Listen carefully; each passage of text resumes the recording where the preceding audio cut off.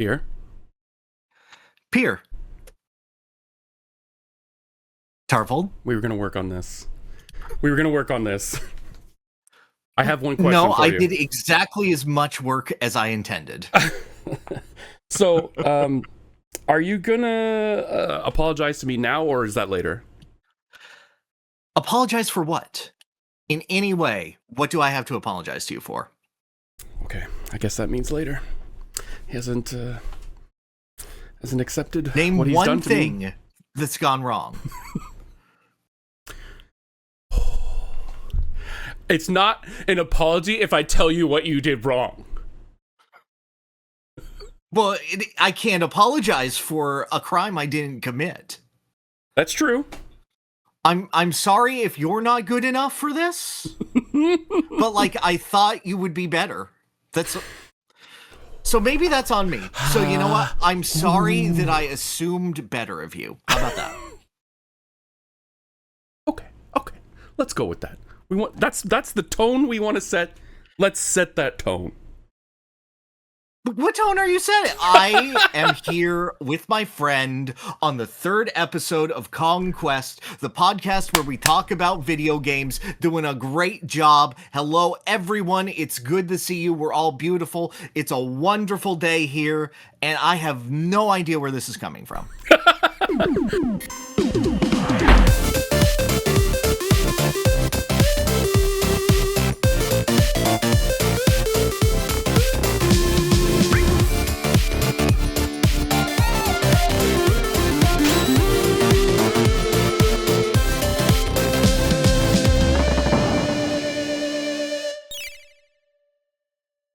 Yes, hi. Hi to all the freaks in live chat. Woo! And hi to everybody listening or viewing this later. Yes, welcome back. You're really codifying it as freaks, huh?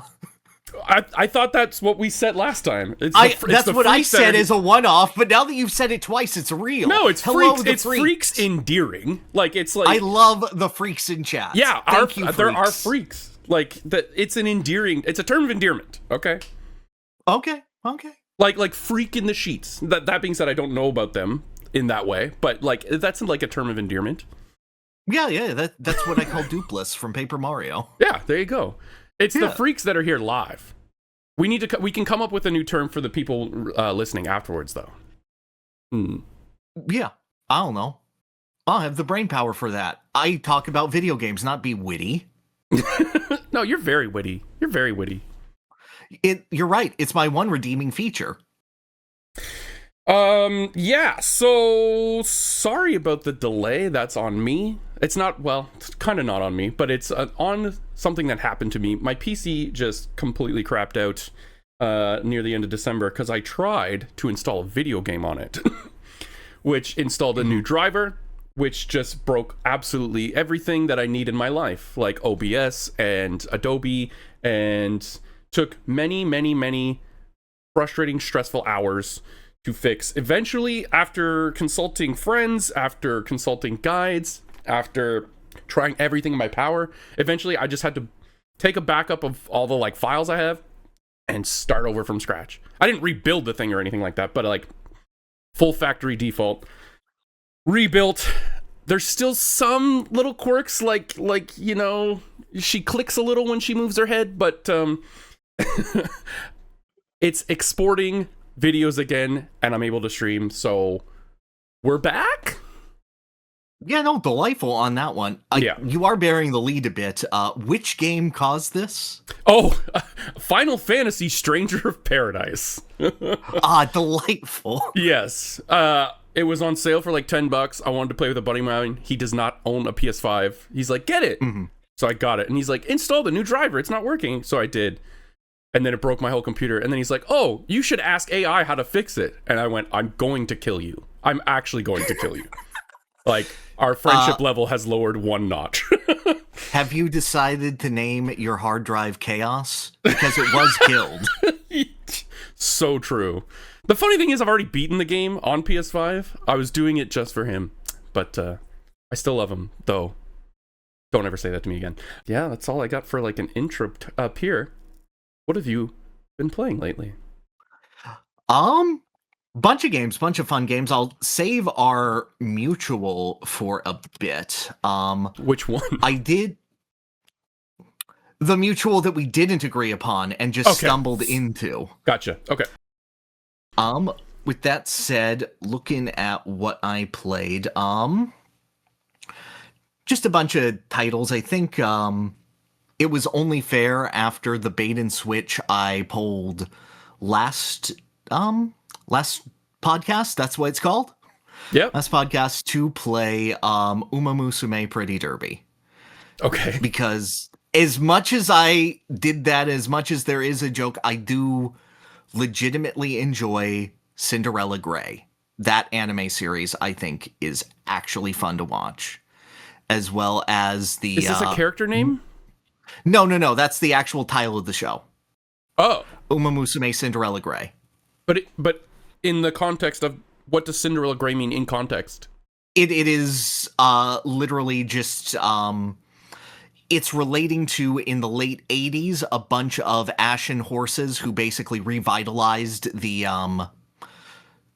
horse racing scene in Japan. Oh. So it's specifically referring to Oguri Cap and Tamamo Cross and horses like that. And I love the animation work in that. It is crazy good.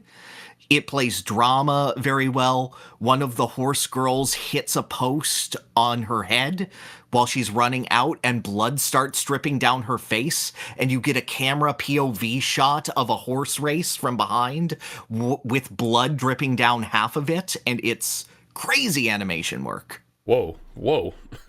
Yeah, no. I'm like, wait, I watched this for the meme. I like this quite a bit. But they're girls, they're not horses? Like, in the animation? Correct. Yeah, okay, all right.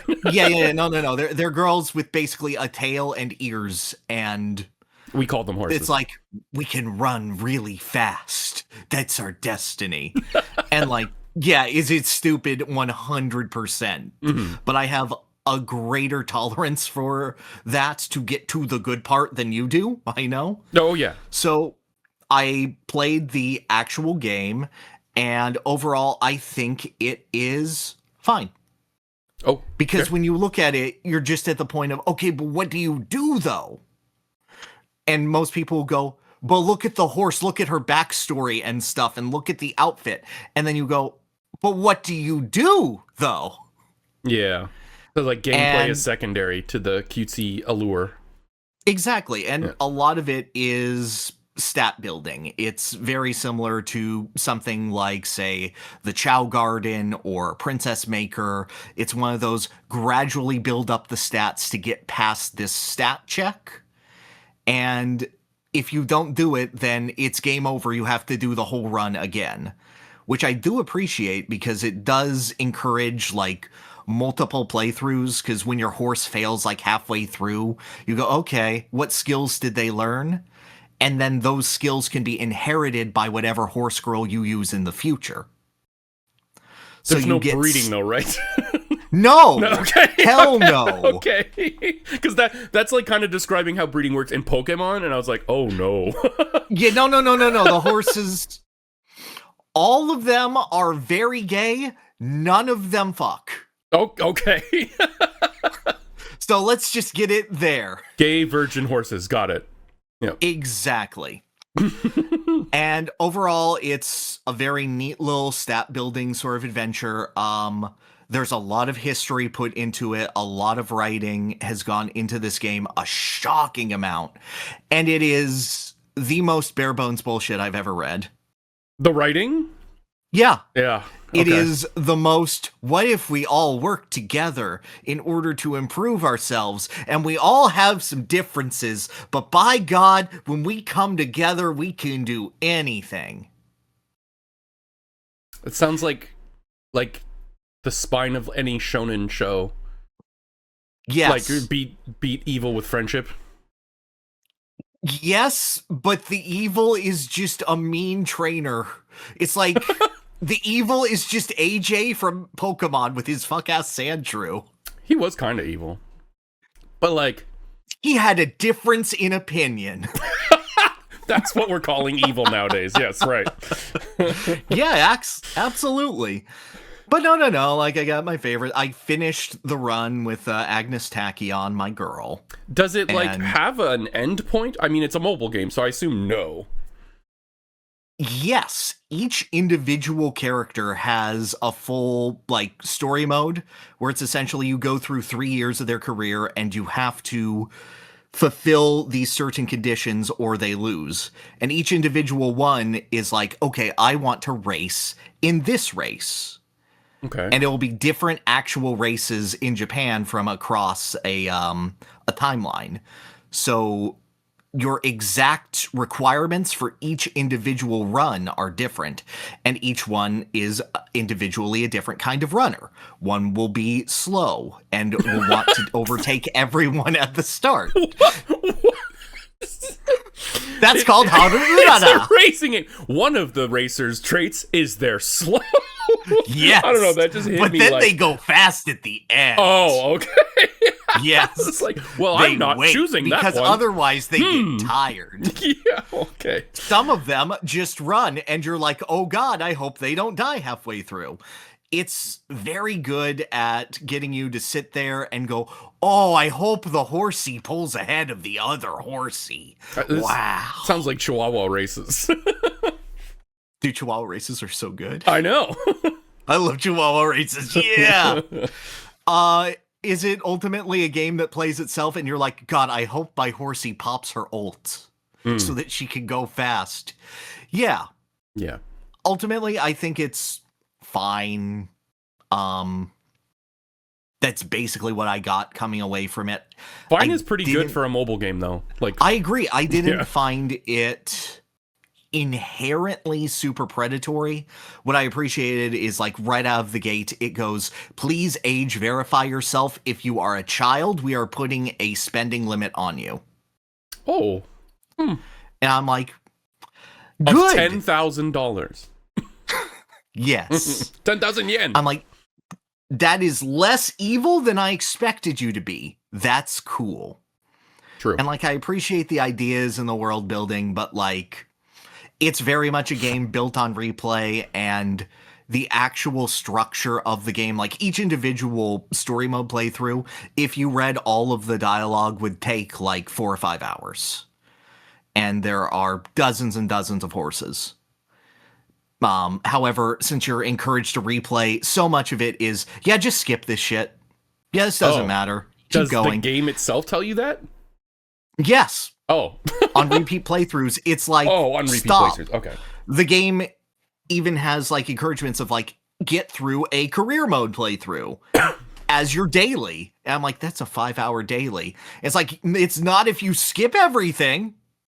Oh God, how long? like, How you're much does it condense down to? Like an hour? If you don't read stuff and just skip all the races and go straight to the results, yeah. Oh, you can That's skip like the an races hour. themselves too. Yeah, after you've seen a race in a specific stadium once. But then, are you playing a video game anymore? No, No, like I don't think so. You're rolling dice. In my you're opinion. just tapping a button. Yeah, Yeah. so it's weird. The more I played this game after, like, my first 3 or 4 playthroughs, the more it lost me.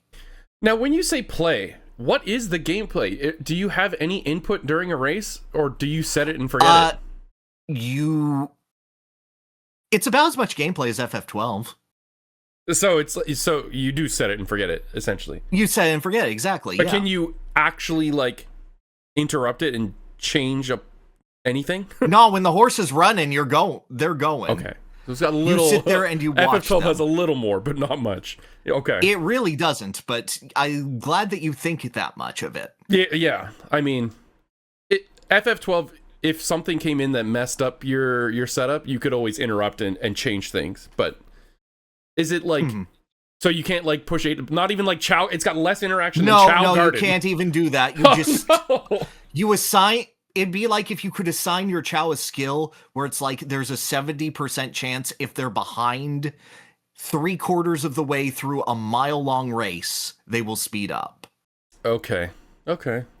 So there's it's more of a setup and watch kind of deal. Yes, exactly. Is I watch the result. Cool. Yeah, no, I think I would probably hate that.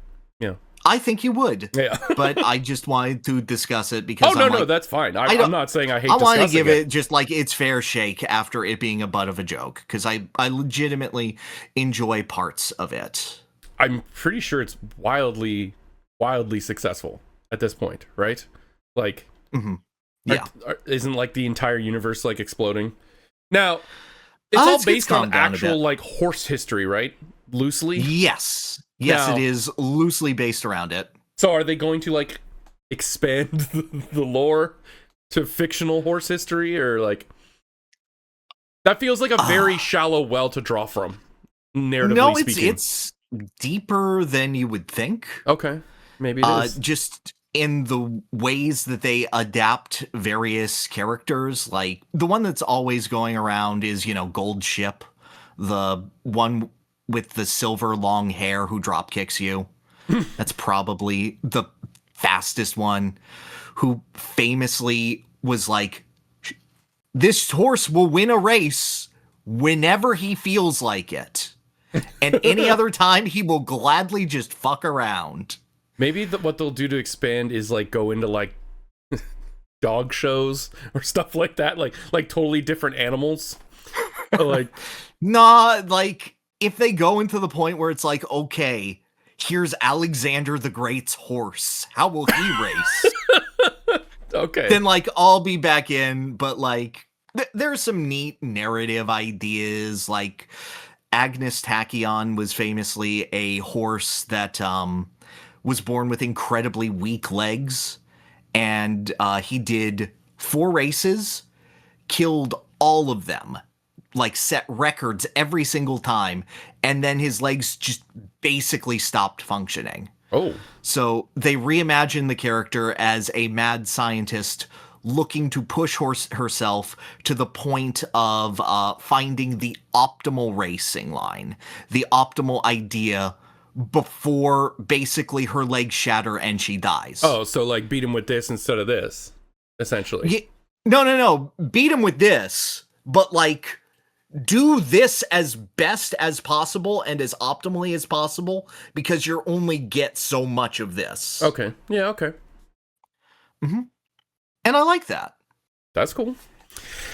At the horse, the Caligula tried to make a senator? That's crazy, dude. That's insane. Was that all you've been playing this month? Oh god, I hope not. Yeah. Imagine if I roll in and I'm like, yeah, I'm just going to talk about horses. They add some cool stuff to NSO.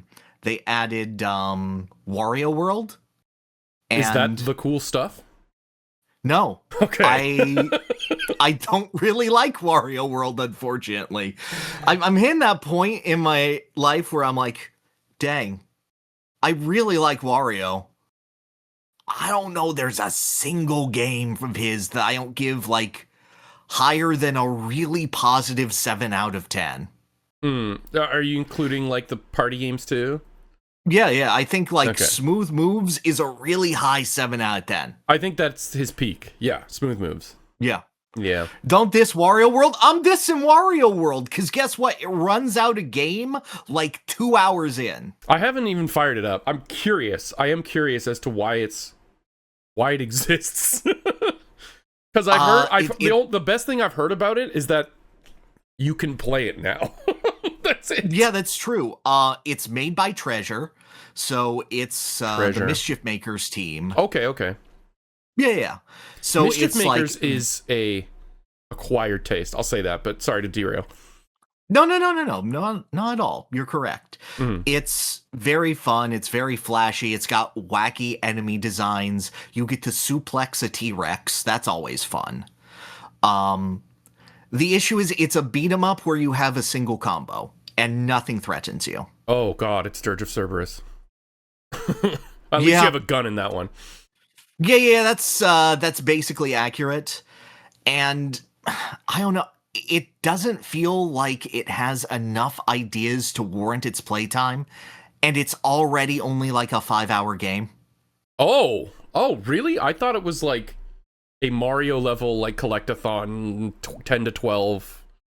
It's 8 levels and a final boss. Okay, what do you do in a level? You just get to the end? You get to the end, and then you have to go to bonus rooms in order to do little challenges. So imagine, like, the Mario Sunshine side rooms. Right. But imagine if they cut each of those into, like, fourths. So, like, the first part of it would be a single room, and then the second part of it would be another room. Okay. And you have to do, like, in between 3 to 6 of those per level, depending on how far you are in the game, in order to fight the boss at the end. Okay.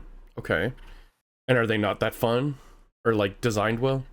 They have some interesting enough ideas, but they're so short, and they're so blink and you miss it, and they're so, like, in the weird dimensional abyss that Mario side levels happen in, you know, where you're just floating in space, and here are a couple of blocks.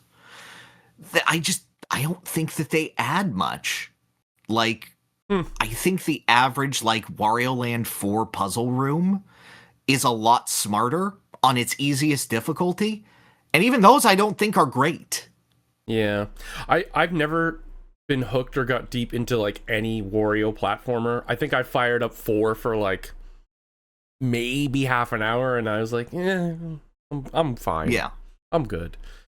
Poor one. Can he fart? Is there a fart button? No, there's a ground pound, and sometimes you just get stuck in the ground because it's like these flowers are too thick. Does he fart out? Damage now. If he no, oh, geez, not and enough for farts. some reason his face is always gyrating. It's weird. It's like he's constantly melting and reforming himself. Okay. I don't get it. I don't think it was fulfilling to play through, and I think it was less fulfilling to 100%. I think you're completely right in all those. I think it's neat that Nintendo puts kind of shit games on NSO, though. Oh, I agree. That's I'm glad fun. it's That's here. fun in itself. It's like, but God, I remember it being so much better from my childhood. Because, like, it was weird and unique, and it was like, Wario is punching and killing things. That's cool. Mm-hmm. And here's a clown that decapitates itself and throws its head as a bomb. Isn't that a weird boss, Wario? Yes! Do you like fighting an extra from James and the Giant Peach, and he can glare directly at you and enter Wario's body and inflate him like a balloon until he dies? Okay, that is cool. Yeah, no. It was creepy as hell. And I'm like, more please. And the game went, no. Does that actually kill you in the game? Like, it does a lot of damage. Okay. It should probably kill you. Okay, all right. So if that's not the cool stuff on NSO, I know they added Fire Emblem like yesterday or like 2 days ago. I didn't play Path of Radiance. No, I didn't think so. You wouldn't call that the cool stuff. No, I am a notorious Path of Radiance is mid defender. Yeah. I guess not a defender, offender. But what else did they add that you played? What they added that I really enjoyed playing and was captivated by was Rayman 2: The Great Escape on Nintendo 64. Right. I forgot about that. Yeah. And, you know, that's a game that I've been meaning to get to for years. And I've had friends, I've had Gooms, I've had Duke who have always gone back to it and been like, no, dude, Rayman is something special when he hits the 3D realm. You got to play that. And I haven't played any Rayman games other than the 2D platformers. Yeah, I played the Game Boy Advance one. I played Legends when that came out, and a little bit of Origins as well. I heard Legends was quite good. Yeah, no, they're quite good. And Tonic Trouble, I don't care for Tonic Trouble. But Rayman 2 I want to discuss because that game is crazy how ambitious it is. Okay. It is a 2D platformer where 3D? You're 3D platformer, you're correct. There's an extra D. Thank you for being there, Daddy. Holding my hand. Yes. Where your basic attack is you like throw out a Mega Man power pellet. Okay. And it ricochets off the walls and off the geometry. Already fun. there is no limit to this. You What? can spam it like crazy. And I'm like, how did you do this on the N64? And they go, I don't know, dude. Is there a limit to how many bounces? Because eventually, wouldn't it just like overload the room? It's like 3 or 4, I think. Oh, okay, but okay. there's a ton on the screen all at once, all bouncing around. Rayman can make a hallway of death if he feels like it. Okay, that's kind of fun. I know. He's That got the satisfies little the- helicopter spin. That satisfies the childhood need of taking a bouncy ball and just whipping it out of a wall in a hallway. No, exactly. Yeah. And then he interacts with it in physics in interesting ways. Like you get to go on platforms and he throws the ball and it shoots him forward, like Mario Sunshine kind of ideas, where you have FLUDD and you're moving yourself in the boat in the reverse direction or the lily pad. But it's doing it here in 1999 and it's really fast. They have a bunch of things where, like, Rayman will ride a rocket and he will shoot into the stratosphere really, really fast. And it's akin to, like, a rocket barrel level from Donkey Kong Country Returns, but in 3D and twice as fast. Ooh, okay. And they're, like, really big and expansive levels in order to get this. There's What's like the one thing gameplay where- loop? Like what's the objective if I'm in a what's the objective of the game like in a level?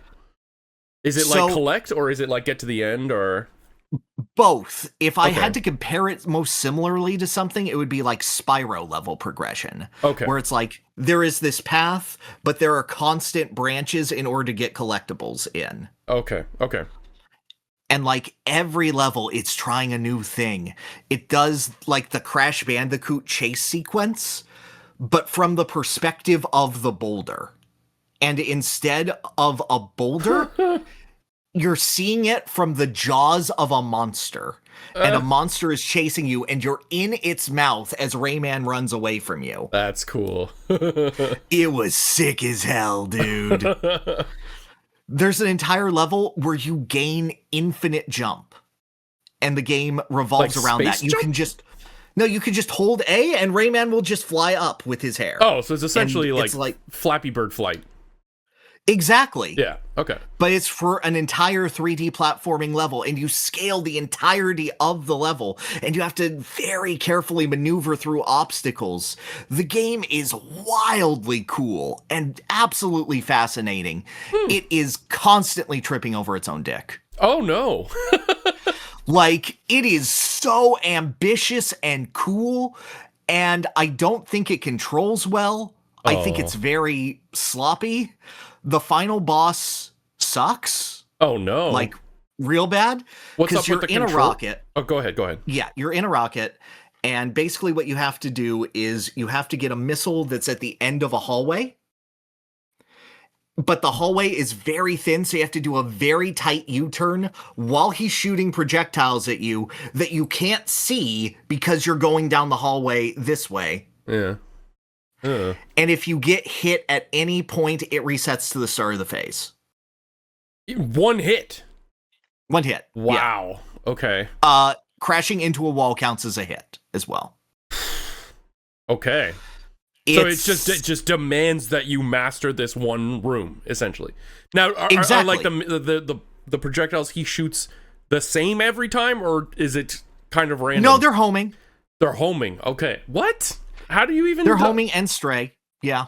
How do you dodge in a narrow hallway? How do you dodge a homing missile? I went in the same place every time when I realized that it would chase me this way. Okay. All right. So it's just learn. Yeah. So it's trial and error style platforming, or it's style boss battle, I should say. Exactly. Rayman is just a little slippery in everything that he does. Hit detection doesn't always work. I fell out of world constantly. Like, wait, we fell through the floor? Yes, fell through the floor, and then Rayman fell for N64, like baby. 10 seconds, and then it was like, oh, he should die now. And then it let him die. I wonder if, I don't know if you have any insight on this whatsoever, but this was a cross-platform game, right? Like a PS1 game as well? Correct. Is Yes. this like they tried to take the PS1 game and put it on N64, and some things were lost in the crack fell through the cracks, or like is it just from the ground? The opposite. The PS1 game is actually cut down significantly, from what I understand. That's shocking. There are missing levels all over the place. I'm told load times are bad. Some levels are cut in half, which is okay in one case because one level is like 40 minutes long. Oh. I know, it was exhausting. It's so strange. Like, if I played this in 1999, I would have been absolutely 100% hooked. Yeah, because it's awesome. doing things that no other platformer did at that time. And, like, wouldn't do for another half decade. And this was the first sequel to the original 2D one, right? Correct. This was the first 3D platformer in the Rayman series. Right. Okay. I should give it a play.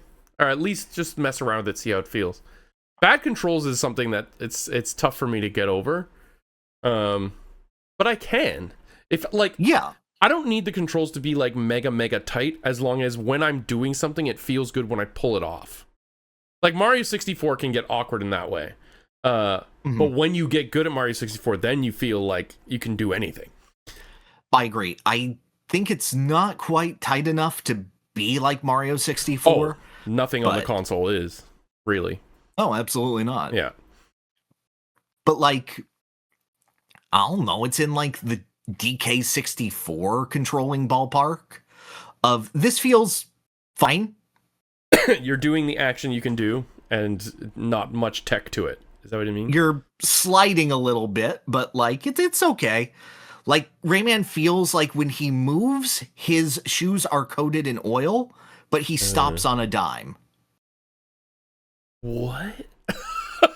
Like, it feels slippery. Like if you're running in around, you'll be like, but then, like, you stop. That's so weird. Yes, it's so weird. He always goes a little further than you want him to, but when you let go, he's like, I'm done. Okay. All right. It's such a weird feel thing. But then there's, like, sections where you control a pirate ship and you get to blow up a bunch of mines with the pirate ship. And I'm like, that's so cool. It's so cool. There's not a single level in the game where I don't go, but this part kind of sucks. Yeah. Well, that, like, N64 was, you know, the rough transition to 3D, so that kind of makes sense. But you did finish it. What was, like, the overall playtime?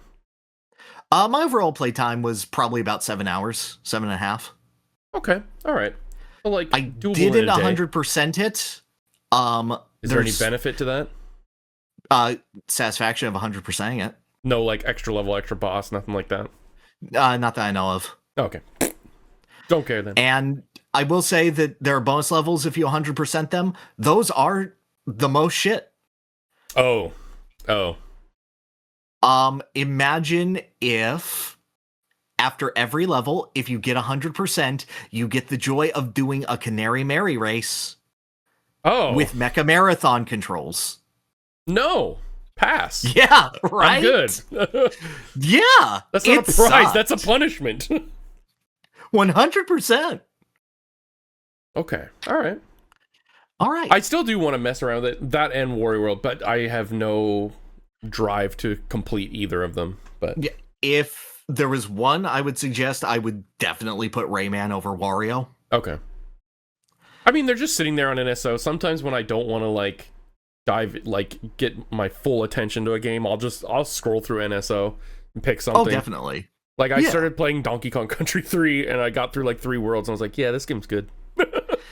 Dude, Donkey Kong Country 3 is so good. We can talk about Donkey Kong Country 3 if you want. Well, I've got a lot of other games to talk about.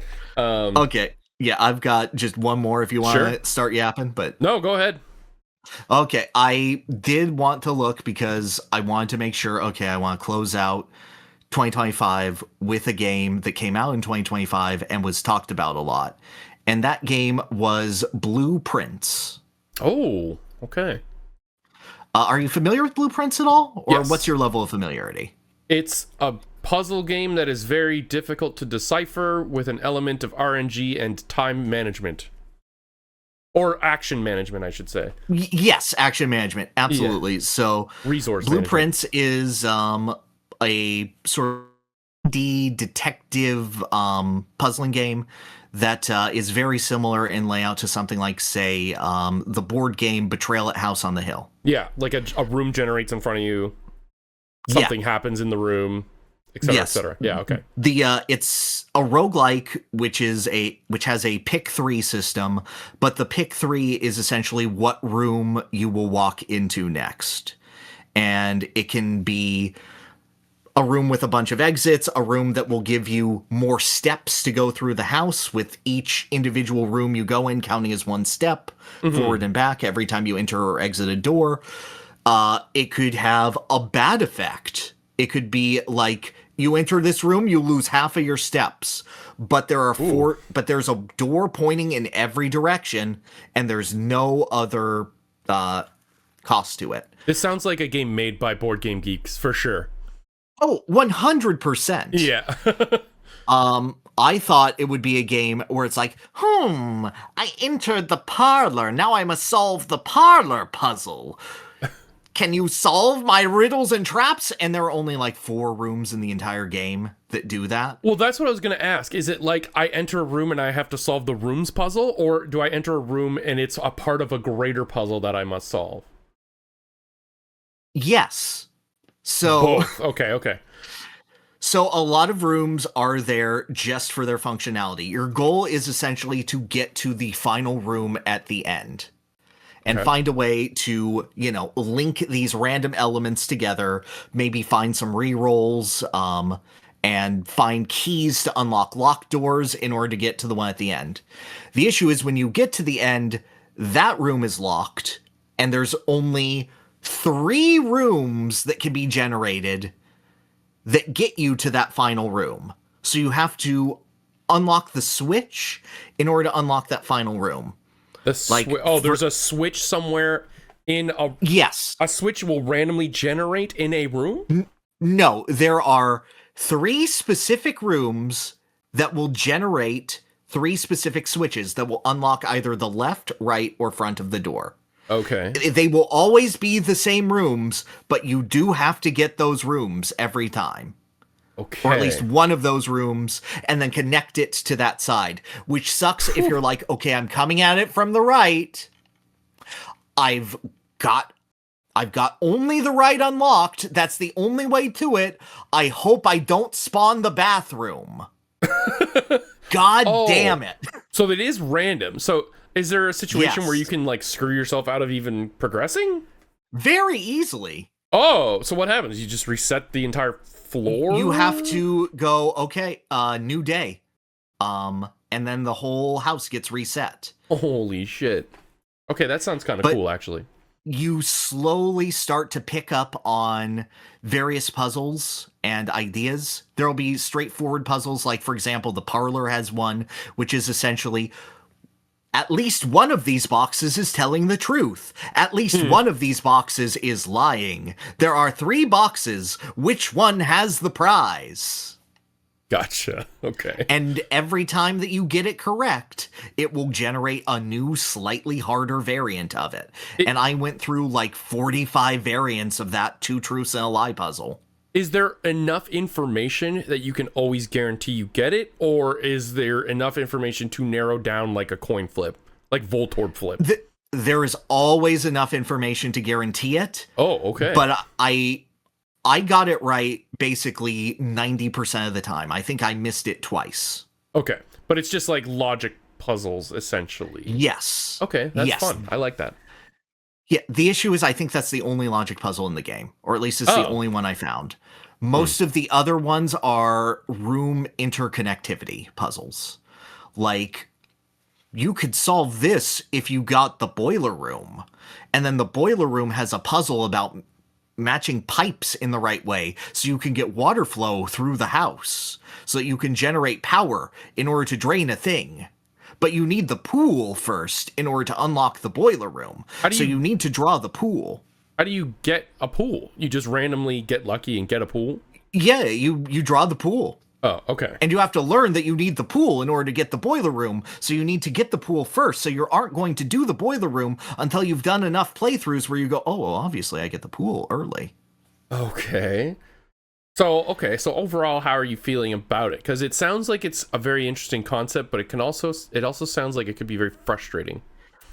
It is incredibly cool and incredibly well layered, wherein you will find little notes for a puzzle that will then lead to the answers to other things that you saw earlier to solve other puzzles.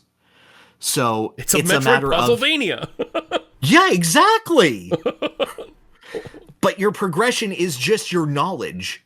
Like, each individual room is giving me like 3 different things for 3 different keys that I can solve, and being like, oh, if I look at this, it says notes in red are lies. I shouldn't trust them.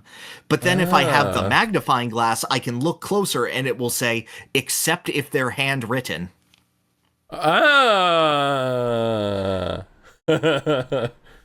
That's neat. Now, it's starting to also sound like an escape room in a way. Like, yes. Yeah, that's how a lot of escape rooms function. So, like, are there parts where you can intuit without getting this and it'll still let you through? Or is it like a video game like, no, the player shouldn't know this yet, they can't progress past this part? No, if you have the knowledge, you can power through. Okay. Like, if you looked up all of the answers to all of the puzzles, if you're listening to me right now and are like, this is spoilers, Pyrr, yeah, you can't talk about blueprints without spoiling it. Like, I need to give you some breadcrumbs, otherwise I can't tell you what the game is. I don't even think you spoiled anything. Like, you didn't tell me how to solve any puzzles. No, I wouldn't ever tell you how to solve a puzzle. No, yeah. And then eventually you get like little permanent upgrades. Like, I added like plus 20 permanently to my step counter by doing a thing. Okay, that's cool. Now, is there any story to this game at all? Yes, so you're like a young lad detective, and your uncle has passed away and is like, nephew, come into my house of mysteries. If you get to the final room, you will inherit the estate. Come and figure this out. Sounds so familiar. You only have to obey my rules and watch out as the house changes in size and scope every time. And then you can slowly look up basically the history of the family along with the puzzles that you're solving, and the political intrigue of like, why is uncle giving me this? What has happened in the past? And there's a whole like war story attached to it, the whole bunch of just like old family drama.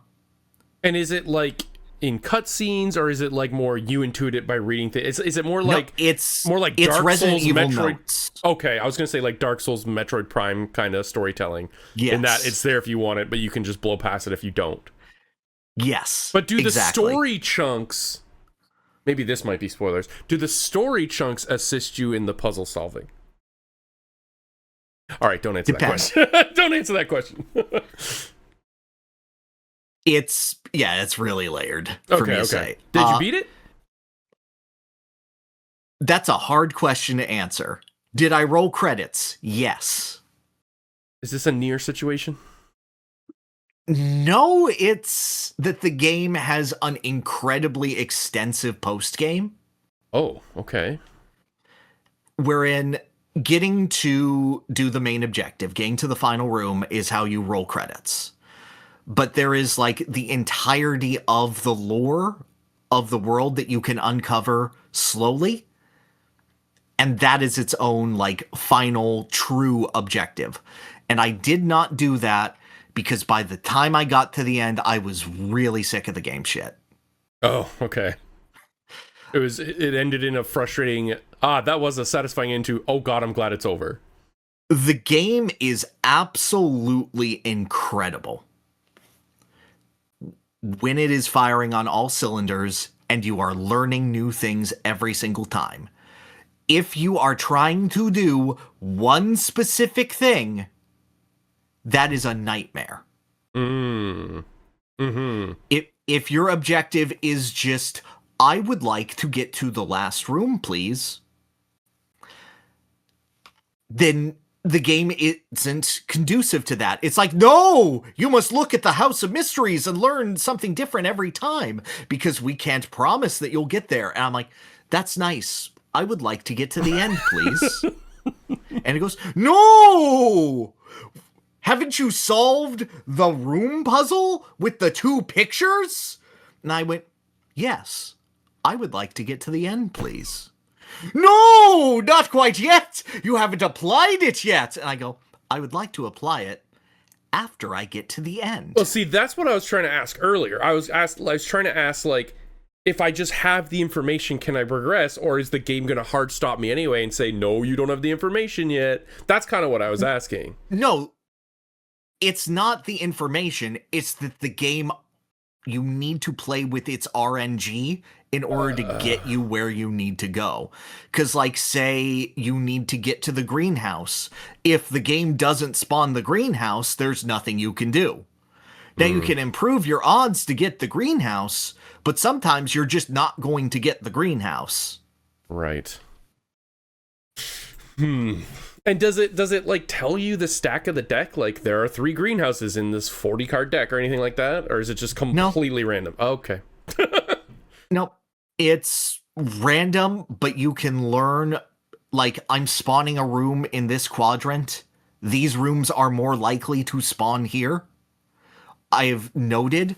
And, like, I took extensive notes. Like, this is a game that actually got me to pull out my phone and make constant notation here. I've heard that too. Tom Lazon, this was like one of his favorite games, and he said that he had to take a ton of notes as well. It's like kind of like Tunic. Oh yeah. That is a bright white screen. Great. Does this fix it? Nope. Nope. I believe you. Nope. The notes are encrypted. There's like 8 pages worth of notes here. Oh my god. And you played this on Star your PC? equals tribal, borders, empty circles equal white. White rook, office, white, king, dates crack. These sound like the scribblings of a madman. This sounds like a Resident Evil note. Tricode 3809 didn't work, lol.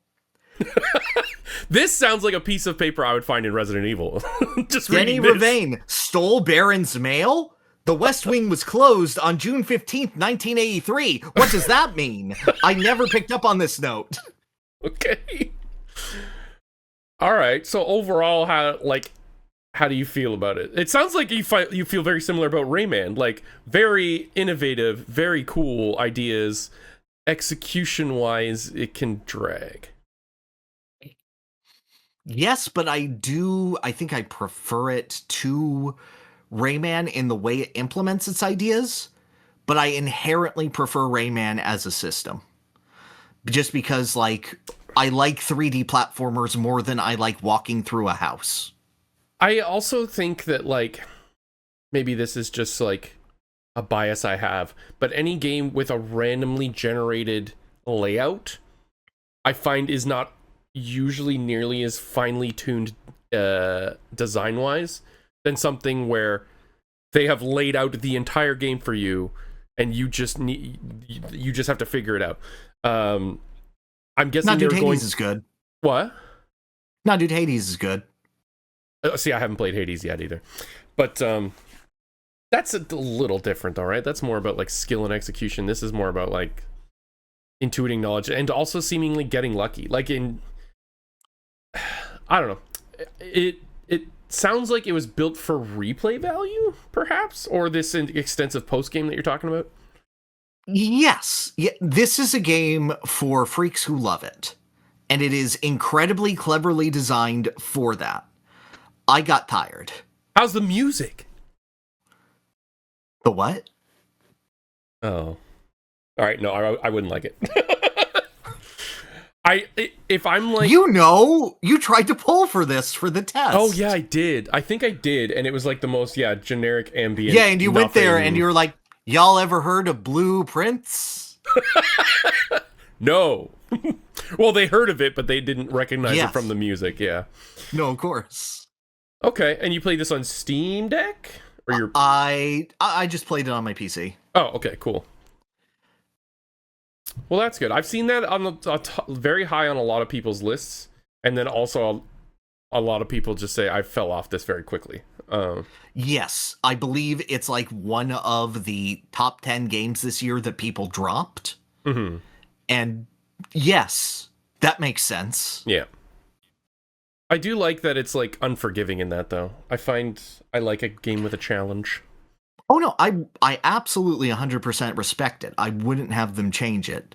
It doesn't mean that I like it more because of that. Okay. Hey, do you want to hear about a game that's worse than everything you've talked about so far? Oh yeah, tell me about it. Have you heard of a little game called Metroid Prime 4?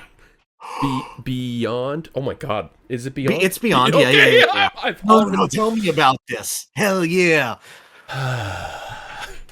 Yeah, so I was optimistic during our last podcast because I'd only played for a few hours, and the opening few hours are pretty good. Like, you get like an explosive intro, a lot of intrigue and questions. Ooh, what's Silex doing with the Metroids? Why is there so many psychic vaginas everywhere? This lush jungle with this incredible music is great. This game is a Metroid Prime game through and through. And I have long since said that Metroid Prime games are... how do I put this? They lean so heavily on the atmosphere that they just forget to make an interesting game, if that makes any sense. So, like, every upgrade... It feels like every upgrade in this game is just to open a door somewhere or to get somewhere, not to actually make the gameplay interesting. Excuse me, 1 second. I have an emergency DM from Amalia. Oh no. No, Kirby does not have nipples. I answered this live on a podcast. Okay, continue. What if Kirby ate a nippleman? Okay. Oh shit, hang on. Question what if Kirby inhaled a shirtless Shulk or Sephiroth? Did Kirby inhale shirtless Shulk or Sephiroth? Thank you for that. Yeah, no problem. Okay, continue about Prime 4. I'm glad we got vagina and nipples within 2 minutes of each other, audio-wise. Oh yes, of course. Okay. Yeah, so...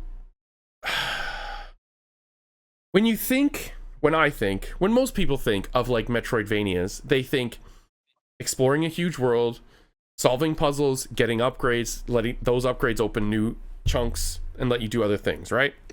And the game does that. Yes. But what it never actually does is make any interesting use of any upgrade you get ever. Like, so instead of getting like space jump or bombs or anything like that, they're all psychic. They're all psychic. That's thematic. Psychic boots. Okay, the psychic boots allow you to double jump like a space jump, but they also allow you to stand on a psychic platform. What is a psychic platform? It's nothing. It's just a purple platform. It's a platform, but psychic. I thought that was self-evident. That's literally it. That's all. Yeah. So it just gates you from going to a place where there is a psychic platform, aka opening a door. It just lets you progress. Nothing interesting about it at all. The combat isn't even that good because when you boil down the whole game, there is essentially just two enemy types. An android and like a freaky mutant ape thing. And there's just 10 variants of either that are barely different from each other. Oh my god, this game. Okay, what are the good things I like? Let's get those out of the way first. It has Samus. Samus is cool. Her suit is amazing. I love all of her suits in this game. They look so fucking cool. The motorcycle is also very cool. I like it. Not how they use it. I just think the motorcycle itself is very cool. And the fact that Samus drives one is very badass. And I love that. Some of the music is very good. Like the viola theme is great. Fury Green is great. A couple of the boss themes were really good. It runs beautifully. Graphics are amazing. That I've seen, yeah. Yeah, but like, oh my god, the story especially just does nothing for me. It tries so hard to make you care about these Federation people that get stranded on this vagina planet with you. And it just never pulls it off. You never care. Their dialogue is so like it's so like Avengers Age of Ultron cringe, but without all the setup and established like character relations that that movie had. There's a character more annoying than Miles later in the game. Miles is really bad at the start. He's so much worse later because he'll just spoil the game for you. He'll call you up and spoil the game. At one point in the game, he goes, "Okay, Samus, you can now go anywhere." And I was like, "Oh, okay, sweet." So there's like 3 different places. Oh, they're doing this. Oh, it's kind of like like a Link Between Worlds where you don't have to do the dungeons in order. You can do whatever one you want. Great. Yeah. I go to one. He's like, "No, Samus, you can't go there." I was like, "Okay, Miles. All right, Miles." I try to go to the other one. He goes, "Hey, go here and get the new suit." Thanks, Miles. Thank you, Miles. Cool. So there is a new suit. Yeah. And I'm like, great. So now I know exactly where to go. If I do anything else, I'm wasting my time, and I know exactly what I'm gonna get. Thanks, dude.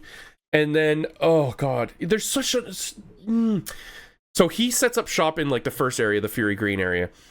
And it is one of 5 areas that are separated by just an absolutely gargantuan desert with barely anything in it. And there is no fast travel in this game. None. You have to drive across the desert if you ever want to go to any of these places. Well, at least they're bumping tunes the whole time. Nope. Only if you pay Nintendo an extra $30. $30? Yes. For the privilege of having music? Yeah, Gosh, otherwise that's swell. They're trying to bore you into buying an amiibo. But can't I get the music by getting 100%? You know what? I think that might have been a false rumor. I think that's what people were saying, but I think that might not be true. Why would people lie on the internet? To defend Metroid? I don't see too many people defending this game. I'm not gonna lie. Yeah, so yeah, it's unlocked by an amiibo. If anyone isn't catching on, you can play music, and it is one of the best themes in the game, probably the best theme in the game. But it doesn't. Anyway, one of the biggest things that bothered me in every single Metroid game, like literally every single one, when Samus is exploring and getting new items, you can get a new beam weapon. And when you get a new beam weapon, you can shoot the new beam weapon. Unbelievable, right? That's crazy. Real? They're like, wait, that's too easy and too fun. Let's make it way worse. Okay? 1, let's give it ammo, which just, it doesn't matter at all. It doesn't matter. It never mattered in the game for 1 single second. Because you always have just an insane amount, and the refills are everywhere. So I don't even know why it's there. It doesn't make the game more fun or anything. 2, Samus suddenly doesn't know how to install this thing. What is this thing? What? What is this? Some kind beam weapon? So Miles is like, hey, it's about to get real nerdy in here, Samus. Bring it back to me. And you're like 5 layers deep in the ice dungeon with no music and 1 enemy type, and you found the fire beam, and you're like, fuck yeah, I'm gonna burn my way out of here. No, you have to walk your way out, get back on your bicycle, drive back to Miles, and then he installs it for you. And what he does is he picks it up, looks at it, puts it down, and goes, here, Samus. And Samus puts it in her gun, and then it works. Wait. And that whole process takes like 20 to 30 minutes. Was there like a fire door right next to where you got it, though? Gee, I don't remember. I don't know. Like, did you have to drive all the way back and then drive all the way back there to unlock a door that you otherwise would have just shot and opened? Maybe optional stuff. I don't think that was the next story trigger. But probably for upgrades. Yeah, more than likely for upgrades. But maybe. Honestly, I don't remember. It was like a month ago. But probably. Either way, they force you to go back and talk to Miles every time you get a new beam weapon. And it's such a slog. Such a slog. Because probably what I'm guessing is what they wanted you to do is to farm these green crystals in the desert in between every trip. So in the desert, there's these green crystals that are just sitting there, and you just run into them and you collect them. There's a green bar in your menu that slowly fills up, and I mean fucking slowly fills up. The insane thing is, a lot of the green crystals won't even spawn at the start of the game. They just materialize in the desert the later you get into the game. So you can't even like get that many at the start. It's almost designed so that you have to farm near the end of the game because that's when the most crystals are everywhere. You need to fill that whole bar to progress to the end of the game.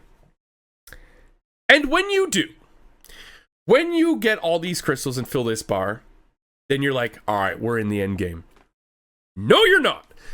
You then have to go around the whole planet and collect 6 new things. And then after you get all those 6 new things, then you can progress. And they've been teasing this whole time, all right? They've been teasing this whole time, this giant mech. It was in the start of the game. You see a wrecked one. They give it like a name. Like Miles wants to have sex with it. He thinks it's so cool. And Miles wants to fuck the Iron Giant? He has a very strange relationship with it. So the 6 things you need are the pieces to get this thing reactivated. All right? And in the menu for a while, there was like, how to control Viola, how to control question mark. And I'm like, oh. Mm-hmm. I'm going to get to drive this big old fucking mech. You don't. You fix the mech, you get all the pieces, and then it shows up in a cutscene and blows up. But it opens the door to the final area. That's all it does. That's all it does. What?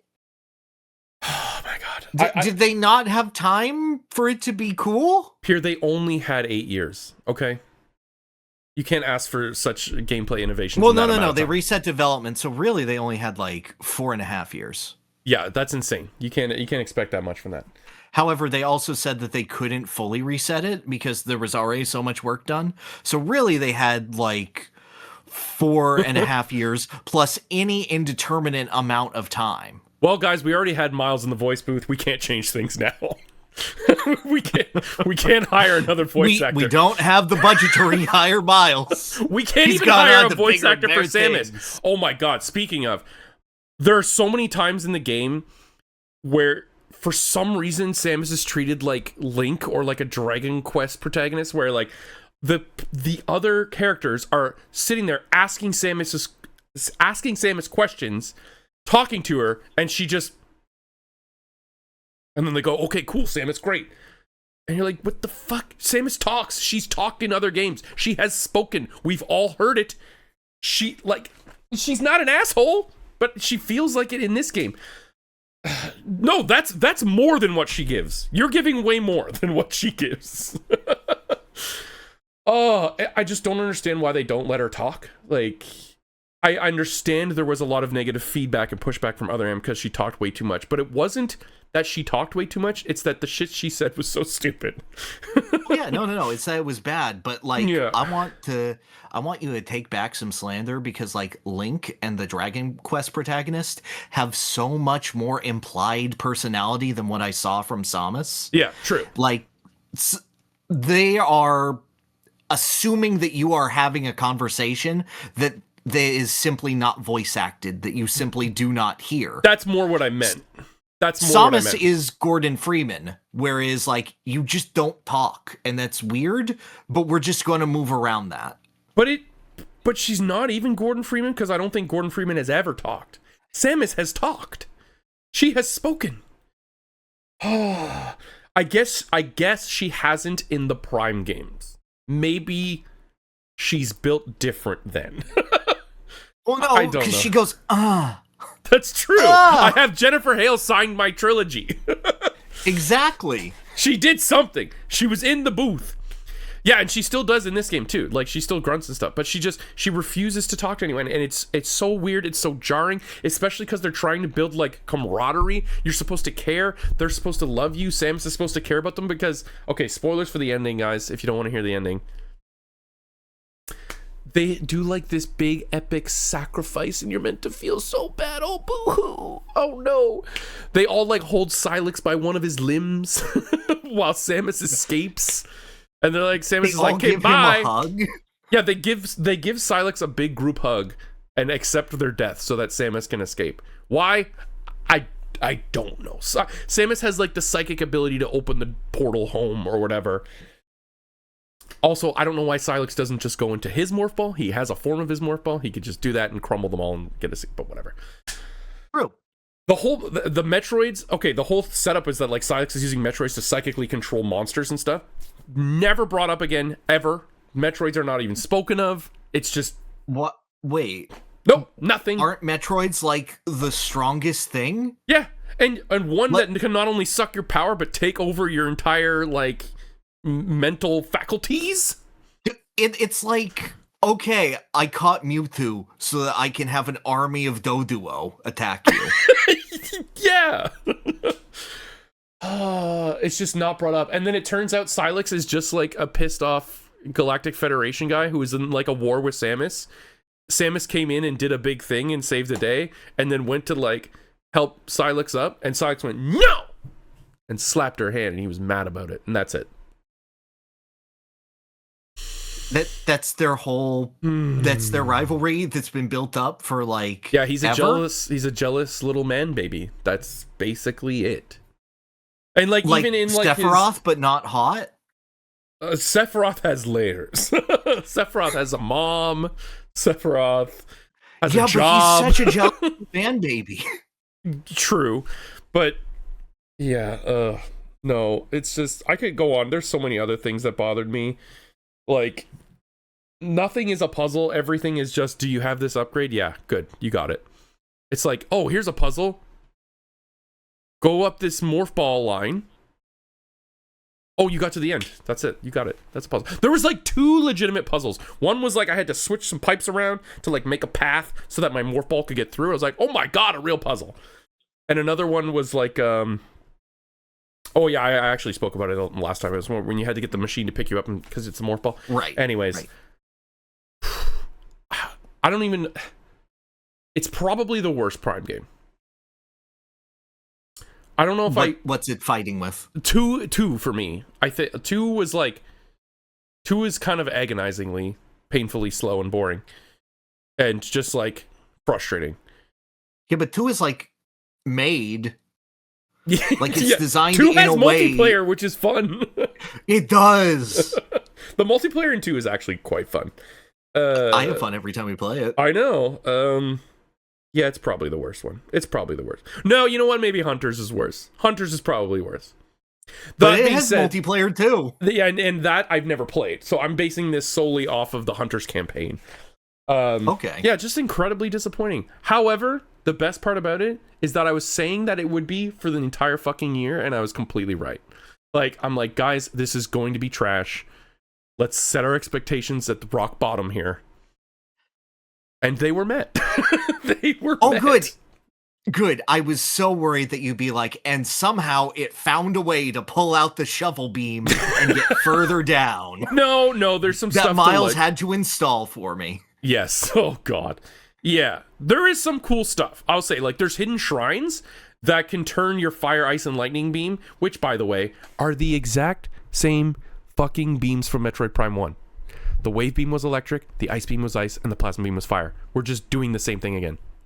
God! Anyway. There's 2 upgrades to each. So I started viewing it like Final Fantasy. Because it was like, you had fire, ice, and lightning. So I was like, oh, you can get the Fyra beam and the Fyraga beam. And they were cool. Oh my god, I forgot to tell you, like, the Silex boss fight. Oh my god!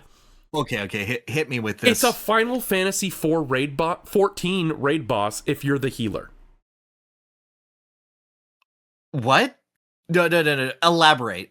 Okay, so Zoom first of and all, enhance. for some goddamn reason, Silex turns into this big four-headed Hydra dragon thing, and each dragon head is like doing its own little thing. And all of the Federation people are there fighting with you. Okay? And they all take damage and they all die, and you need to run around and heal all of them. Okay? You have like some psychic healing beam. You just go, you're healed. You're healed. All the while, these big Dragoon heads are literally placing like AoE circles on the ground. Just like in Final Fantasy 14. Then after that phase, which goes on for way too long, you go through like an earthworm gym, like wormhole thing where you're chasing what the Space Crow or whatever his name is. Does it play the banjo music while you're going through Andy Asteroids? I made that joke when it was happening. I was like, where's the banjo? Because it looks exactly the same. It's like a blue and black like wormhole. Oh my god! It's a blue and black wormhole, and you're like in first person shooting, and you have to like dodge things and pick things up while you're circling around. Wait! You're bringing it back for me. That's only like 30 seconds. Then you have a true one-on-one with Silex, and that fight is kind of cool. Some awesome music. You actually fight him, and you had like fake fought him twice earlier in the game, but it just turned out to be like an android using a hologram, and it was so stupid. But this was a real fight, and there's even like a morph ball section of the fight, which is really cool because in Hunters, all the different Hunters had their own version of morph ball. Yes, I do recall. That was cool. But yeah, no. It met my extremely low expectations. I will not be playing it again. I did not feel the need to go back through on hard mode. I just didn't want to, and I don't ever want to. Maybe one day if I ever actually review it. I don't see that happening, but who knows? Maybe I will. But until then, it's gonna collect some dust. Good. Like the series as a whole. Yeah, I think this is going to do some damage. This is going to do some damage. Yeah, I can't imagine it being invested in particularly highly. I thought I heard maybe a rumor that like the next 2D one was already in dev, like Metroid 6, but what could be? Which is a shame because I love Dread. Like Dread might be my favorite. Like Dread is unbelievably good. It looks really good. I need to get around to it. Oh my god, I just realized you're Lugia in this game. Because you restore the harmony of fire, ice, and lightning as the psychic type. No, that's Miles. I couldn't do it without Miles is Lugia? Yes, Miles is Lugia. Let's go. We're Do you think he wants to fuck Lugia King. Just like the creator of Lugia? Yes, that's exactly right. Okay. A good game I played. Oh wait, no, I didn't play any good games. No, yes, I did. Yes, I finished God Hand. Yeah, tell me more. Okay. I've already told you this, but I'll tell it to the podcast people. No, During this whole PC bullshit nonsense, my totally legit copy of God Hand was on my old PC. I thought I backed up my save. I didn't. So I had made the promise last time. I was like, I'm gonna beat it, and then I had to start completely over, like from level 1, nothing. Pyrr offered to give me his save file, and he's like, I'm like 2 chapters from the end, which is where you were. And I went, no, I'm gonna God hand my way through this. And I'm kind of glad that happened. I'm kind of glad I got to play the whole game again, knowing how it works, knowing what to like invest my money into and stuff. Because yeah, it was awesome. I skipped all the cutscenes and stuff because I already seen them, so it was a very fast experience. But man, I felt like a god. I was just like, isn't that game awesome? It's awesome when you know what you're doing. Yeah, for sure. It is a tough game to get into for someone who's never touched it before because the controls are very awkward and there is a lot of like back and forth dancing in the combat. But like, once you figure that out, oh man. The whole time I was like, where's my Mach Punch? Where's my Mach Punch? Where's my Mach Punch? I want my Mach Punch back. Mach Punch is like the best move in the game. Absolutely. But then I was like kiting these huge groups of guys and then giving them the La Bamba 2 and just like, or like doing like the big power fist to just shove everybody. What I didn't do in my first playthrough that I did in this one was the dash attack, because I realized I can just shoot people off of a cliff with it. I'm like, all right, you're going. The dash feels so good. Yeah. And the fact that it has 2 variants where you can either do the launcher or you can do the low hitting one that trips them automatically. Yeah. I also had absolutely no trouble with any of the demons. Like the demons, I had downloaded them. I had figured them out. I'm like, you're done. Give me the free move now, please. Yeah, so then I got to the final, like, it's essentially like Ganon's Tower from Ocarina of Time, the final level. Yes. And just a series of random boss dudes, like the Afro guy with the 2 hot babes next to him, and like... Yeah, who just throws them at you? Yeah. Oh, I didn't get to that part. I killed him so fast. He was like sitting in his chair, or does he do that in the cutscene? Oh, no, I'm thinking of someone else. I'm thinking of a different boss. I'm thinking of No More Heroes 2. That's my bad. Oh, I was gonna say, he didn't throw them at me. No. No, what is it? Disco Funk or whatever his name is? Okay. From No More Heroes. No, Disco Funk is like the guy from this game, but it's the first boss of No More Heroes 2 is also doing that, and then he looks at you and he just throws the women at Travis. That's kind of funny. Yeah, that was a fun little gauntlet. Then I got to the second round with Azel and just crushed him. First try. Doesn't it feel good when you're at that level? Yes, because I remember the first time you fought him and you went, what the fuck is this? Yeah, well, they did the fake out health bar, so I was doing like pixels of damage, when in reality it was like you were doing twice that much damage. But yeah.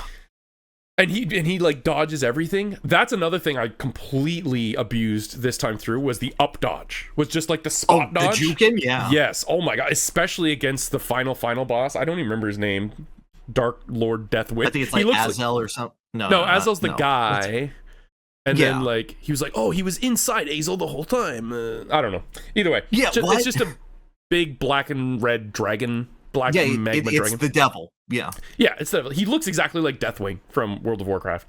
That was he beat me like 2 or 3 times, but then once I realized I could just like juke out of his like laser beams and stuff, and you get Azel's God Hand. That was crazy. Yes. So he's like, I'm done with this. Yes. When he spawns the demons and you just kill them in like 2 seconds each. I know, they give them like 2 HP and then they give you like huge power. No, it's because you have both God Hands, so you're doing double damage with every attack. Oh, I thought they were like just pathetically weakened at that point. No, it's because you're that much stronger. Oh, awesome. Yeah, and they give you like the level 3. Well, they gave you like a level 3 one before, which I used like once. Yeah. And then they give you like a better version of that. But yeah, Azel, when you beat him, he's like, I'm done with this. And he rips his his devil arm off, or devil hand off, and throws it. And then he goes, ah! And then he just like ascends without arms. And then you just catch it in yours, and you're like, oh. And then at the very end, he's like, the light is coming. Oh, what was the quote? He's like, and I shall deliver it through these God hands. Yes. And then you just God hand punch a bunch of like light, powerful, holy blasts. Yeah, that was good. That was really good. I love that game now. I might play that on hard mode. I might. Not anytime soon. It's really good. But I know. It is a very addicting loop now. Now that I'm like, I have got it figured out. Have you done any of the challenges? I did the ones that are like in the levels, like with the little fairies. No, the arena that's at your town, because there's a whole arena that's like specialties fights. No, I'd do that in a heartbeat. Oh yeah, no, there's like 50 challenge fights in the game that you can just go and do. Okay, I might try that. That sounds like fun. Yep. Do you want me to tell you the final one? It's real cool. Yes. It's you with one God hand fighting another Gene with both God hands. Oh, wow! That is like the final boss of the X Legacy collection. Is you as normal X fighting Ultimate X and Ultimate Zero. Yeah, yeah. It's basically that. Awesome! Wow, that sounds awesome. Okay. No, it's sick as hell, dude. I might give that a try. Is there like a reward for doing it? Money. Oh, I don't know. I would think like it'd be cool to have like a new game plus where you can go through as God Hands mode. That'd be It pretty does sweet. have a New Game Plus where you can just retain all of your moves going forward. Okay. Could start the game Which with is Mockfist. always good. Yeah. And you can do like the drunken style if you want. Oh yeah, I didn't take any of those moves. I was like, those are too high tech for me. Yeah. They have auto dodges built into them, so. Mm-hmm. But why dodge when you can punch? Yeah, true. Credit sequence. Incredible. Oh yeah, the giant massive dance off. It was like Ocarina of Time almost. Yes. It was like every single character in the game's like doing a big dance number. Yeah. Yes. Oh, that was incredible. Dragon kick your ass into the Milky Way. Fist to fist. I had heard that song before, and then when I heard, I went, "Oh, it's this game. This is where this song is from." Yeah, it was awesome. I had a big fat smile on my face. God Hand good, very good suggestion. Mm-hmm. And then I played a little bit, not a whole lot, of Air Riders, and yeah, I feel like that game just happens to me, and I push some buttons. And a results screen happens, and a lot of the times I win. Sometimes I don't. I can do some things to make me win more often, but yeah, I feel very the same. Probably some depth to it that I just, in my first impression, didn't, fall into very hard. But I don't know, man. There is. You guys were trash at racing me. Yeah. I mean, learning the tracks. Let me tell you, my strategy was I picked the Formula Star, and sometimes I turned, but usually I put the controller down. Great. What is the Formula Star's gimmick? It's really slow, but it has the highest top speed in the game, so it's like terrible acceleration, like that horse! And it barely turns. Yeah, exactly. And this it's like the famous horse. It's slow. It's slow. What a great racing trait. Me, the pace chaser. It's very pretty. It's very fast. My problem is it's so fast that it feels like there's more menus than there is playing the game. Like, it feels like there's a results screen. There's a post-results screen. There's, picking the next level. There's, choosing the next challenge. There's a flash screen of the challenge. 3, 2, 1, go. And then you see all those screens again. Some of them are over in, 20 or 30 seconds, especially in, the story mode. I was watching my son play it. I don't know. I don't love it. I don't hate it. I don't think it's bad. I don't. Yeah. But I don't particularly feel like picking it up all that often. I agree.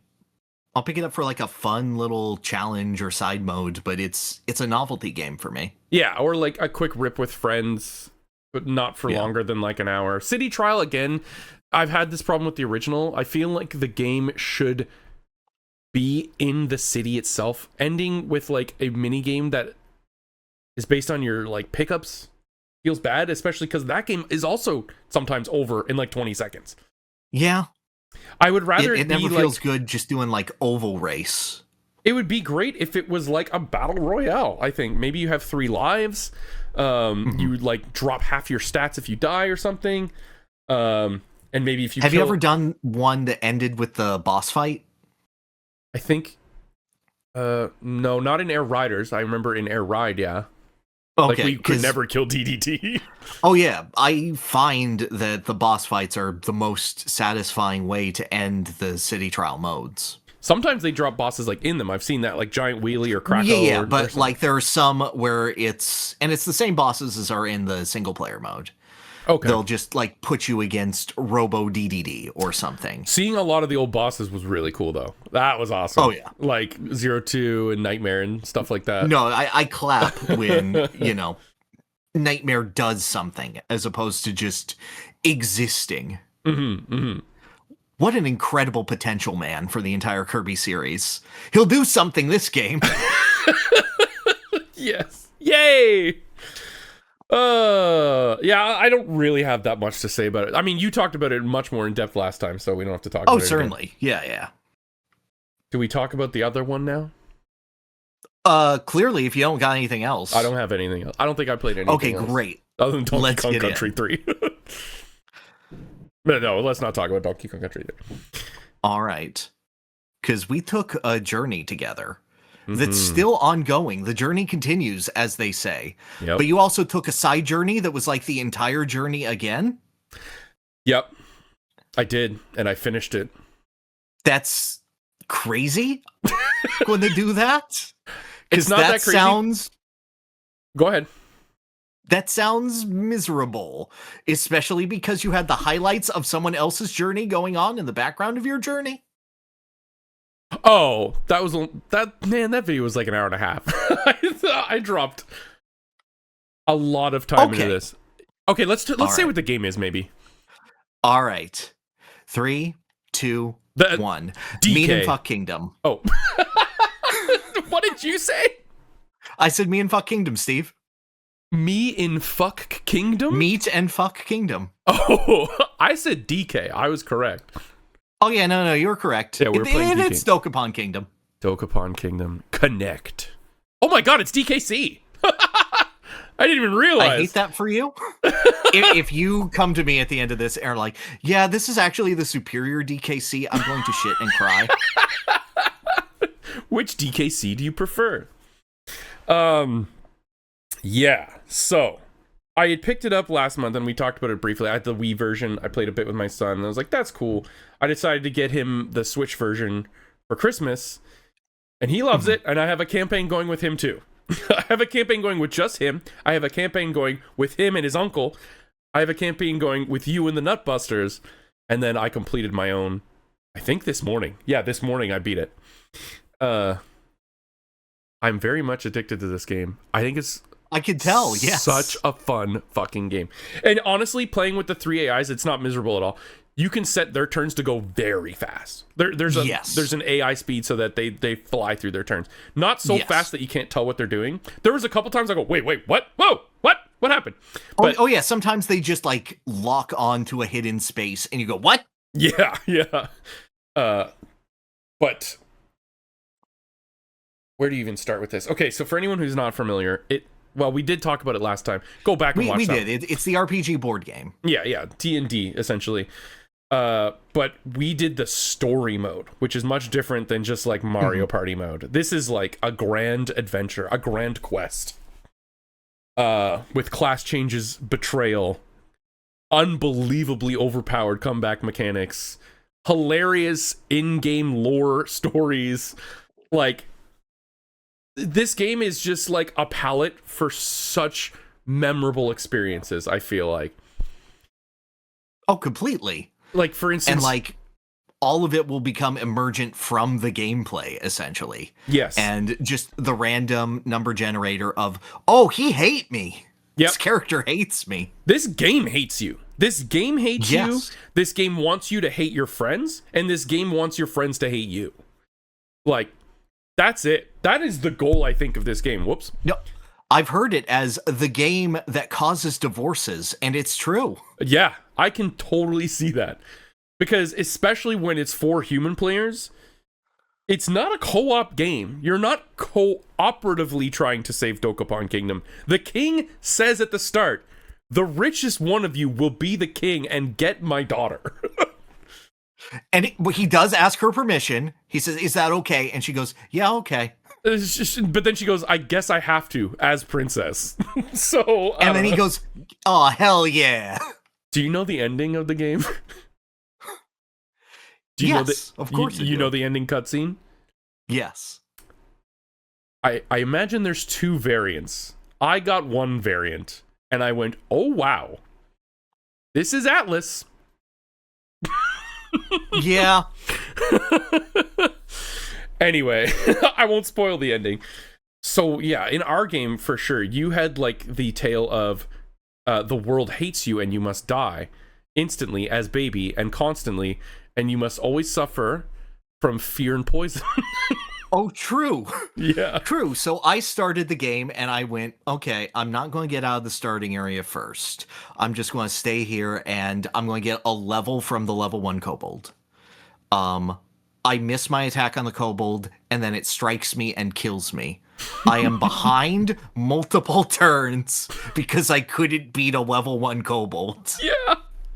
He does like a Tatsumaki Senpupke kick too when he strikes. Yes. So it's incredibly embarrassing when you go, oh no! Yes. The animations and all the like character sprites are so fun. The character models. Yeah. And then for the rest of the game, it just went, you can't get any towns. You are permanently afraid. Well, our good friends Gamerbug and Silvery were playing with us, and there's a brutally overpowered comeback mechanic where if you're in last for like maybe a week or 2 weeks straight, you get Something this like that, little like evil devil floating above you, and then if you go to this space that's very out of the way, Yeah, it's the start of the map. So if you've made any progress, you have to trek all the way back, and you have to land exactly on it. Yeah, and it's at the end of like a straightaway, so you can't even like spin or abuse it. That being said, sometimes a guy will just give you a contract and go, "Here, you can warp to it." But you need the proc first. Yes, and it's like, okay, I hope he shows up. Okay, but then you can abandon your job, your humanity, all your worldly possessions like items, spells, money, and any towns you've given to become an absolute brutally devastating force of nature called the Darkling. And the Darkling gets like 4 to 5 spinners a turn, which in Mario terms is like you're getting 4 to 5 dice a turn, and can just kill anybody they land on, destroy their equipment, take their towns, take any town from anyone at any point if they land on it. And not only that, they're constantly charging up like this Darkling point meter, which allows them to do just insane shit, like summon everyone to them so they can kill them one by one, or take every town on a continent, or just every town on the planet, or people's castles. It's crazy. So Silvery got this first, right? I think that's... Yes, no, Silvery got it first. You didn't get it first? I got it... No, I kept being tempted, and then I hunted a wabbit, and then I ran out of the ability to do it. Right. Smart play in retrospect, but yeah, you ended up like getting rewarded for the wabbit hunting, and then that put you out of 4th place. Yeah. Yes. So he got it first and proceeded to just murder us, take all the towns, but he spent all of his Darkling points on just setting 8 traps a turn. 8 traps, which is just... A trap is just, it'll give you like a random status ailment if you step on a space. And he did this like 4 or 5 times, and it doesn't show you where they are, so they're anywhere. So then Pyrr just went, I'm poisoned. I'm afraid. I'm poisoned. I'm paralyzed. It's a trap. It was like Sideshow Bob with the rake. yeah. Oh my god. And like from a gameplay perspective, you sit there and you're like, this sucks, this is awful, this is boring, but it builds such a story. Like, I have never felt more role-playing in a role-playing game than this game, right? I felt completely. We were crafting stories, we were crafting character arcs. The amount of attachment I had toward one specific town. Yeah. I went, if you take this town, I will kill you. And then Silver goes, I'm going to take the town. I went, okay, I cast Curse on you. You're now confused. He hit himself in confusion and died instantly. In that town. In the battle for that town. And he went, dude, what the hell? That wasn't optimal. I went, you took my town. Yeah, don't take his town. It's my town. Yeah. Don't say you weren't warned. And then, Gamerbug was also like beyond ahead, like $800,000 ahead of all of us. Oh, yeah. And so when you became the Darkling, you're like, no. I took his things. I took his castle. Admittedly, I didn't get to choose to take his castles. You didn't I would have liked one from Silvery, one from Gamerbug. It's a random castle. Oh, right. Yeah.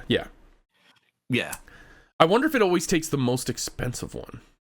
No, because it took the cheapest one first. Oh, okay. Never mind then. So it's actual random. Yeah. But that is the only way. Like, the Darkling exists because it's the only way to stop someone who's, like, snowballing ahead. Because you can snowball ahead. Like, not only just in, like, monetary value, but, like, stats and equipment and gear-wise. Like, yeah. So, That's still ongoing. We're in like chapter 5, 4 or 5. I think it's 4. Yeah. No, it's 4. We're fighting Rico Jr. And I will say that experience was extremely different from my solo experience. My solo experience was like I was able to steamroll very quickly. What I realized too was that towns, money, gear, all of that can be taken away from me at any point. Experience points can't. So if I'm just constantly leveling up and increasing my jobs and changing jobs, that's something that can never be taken from me. Now, will that let me win? Not necessarily, especially in a human game, because in a human game, the AI they're cheaty and they have a plan, but they're still kind of dumb in their execution of like a greater game plan. They don't really have a greater game plan. They like narrow in on a very short game plan. I got a mirror shield in my game, okay, which was like hidden in a locked box, and I had no idea what this did other than it said has a chance to like reflect magic, and I was like, okay, that's sick, right? And it had incredible stats. I'm like, great. One of like, I think his name was Norman. Norman was the Darkling at the time. He attacked me, and he used his magic, which was like Giga Flare or something like that. Giga Scorch, something, whatever their magic attack is. I defended because I figured, well, this will give me a chance for the shield to reflect, and it fucking did. And he blew himself up. I killed the Darkling, and it lets you loot something from them. And one of the items is an accessory. It's a crown that like boosts your stats by like 300 across the board and gives you the Darkling power of stealing towns. So I took that. Oh yeah, of course. But then after that point, it was kind of boring. It was not nearly as fun because I was just murdering everybody. Yeah, you became Bowser permanently. Of course it got boring. Yeah, like I was like a little disappointed, and then I just walked to the end, basically. Well, I don't have the ability to go against you and be like, okay, let me terminate your equipment again. Yeah, the best they could do was like cheese it by maybe hitting me with some field magic or something, and then, or maybe putting me to sleep and then striking me or something. Because the only thing it doesn't buff is HP. So you could do like some kind of percentage based thing, but yeah, it never happened. There are spells that just destroy equipment, so. Yeah. Well, near the end of the game, my mirror shield did get broken by a dragon. They use like dragon breath and it just cracks your shield. That being said, that will never happen in a human game because any human would be smart enough not to use magic in someone with a friggin' mirror shield. Yeah. So yeah, exactly. It's very different experiences, but yeah. It's an awesome game. It is quickly... I think I like it more than any Mario Party. That would be a tough one for me. Yeah. I now, think let it be 2 said, and 3 are debatable. Everything else, I agree with you. It's probably not better than Mario Party in a let's pick up and grab a game and have a game. That is not... I think story mode is far and away the best way to play this. Oh, completely. Playing for like 10 weeks is like, it's something, but it's fun when the king gives you the equal to poop award for getting last. Yes, that's right. Equal to poop.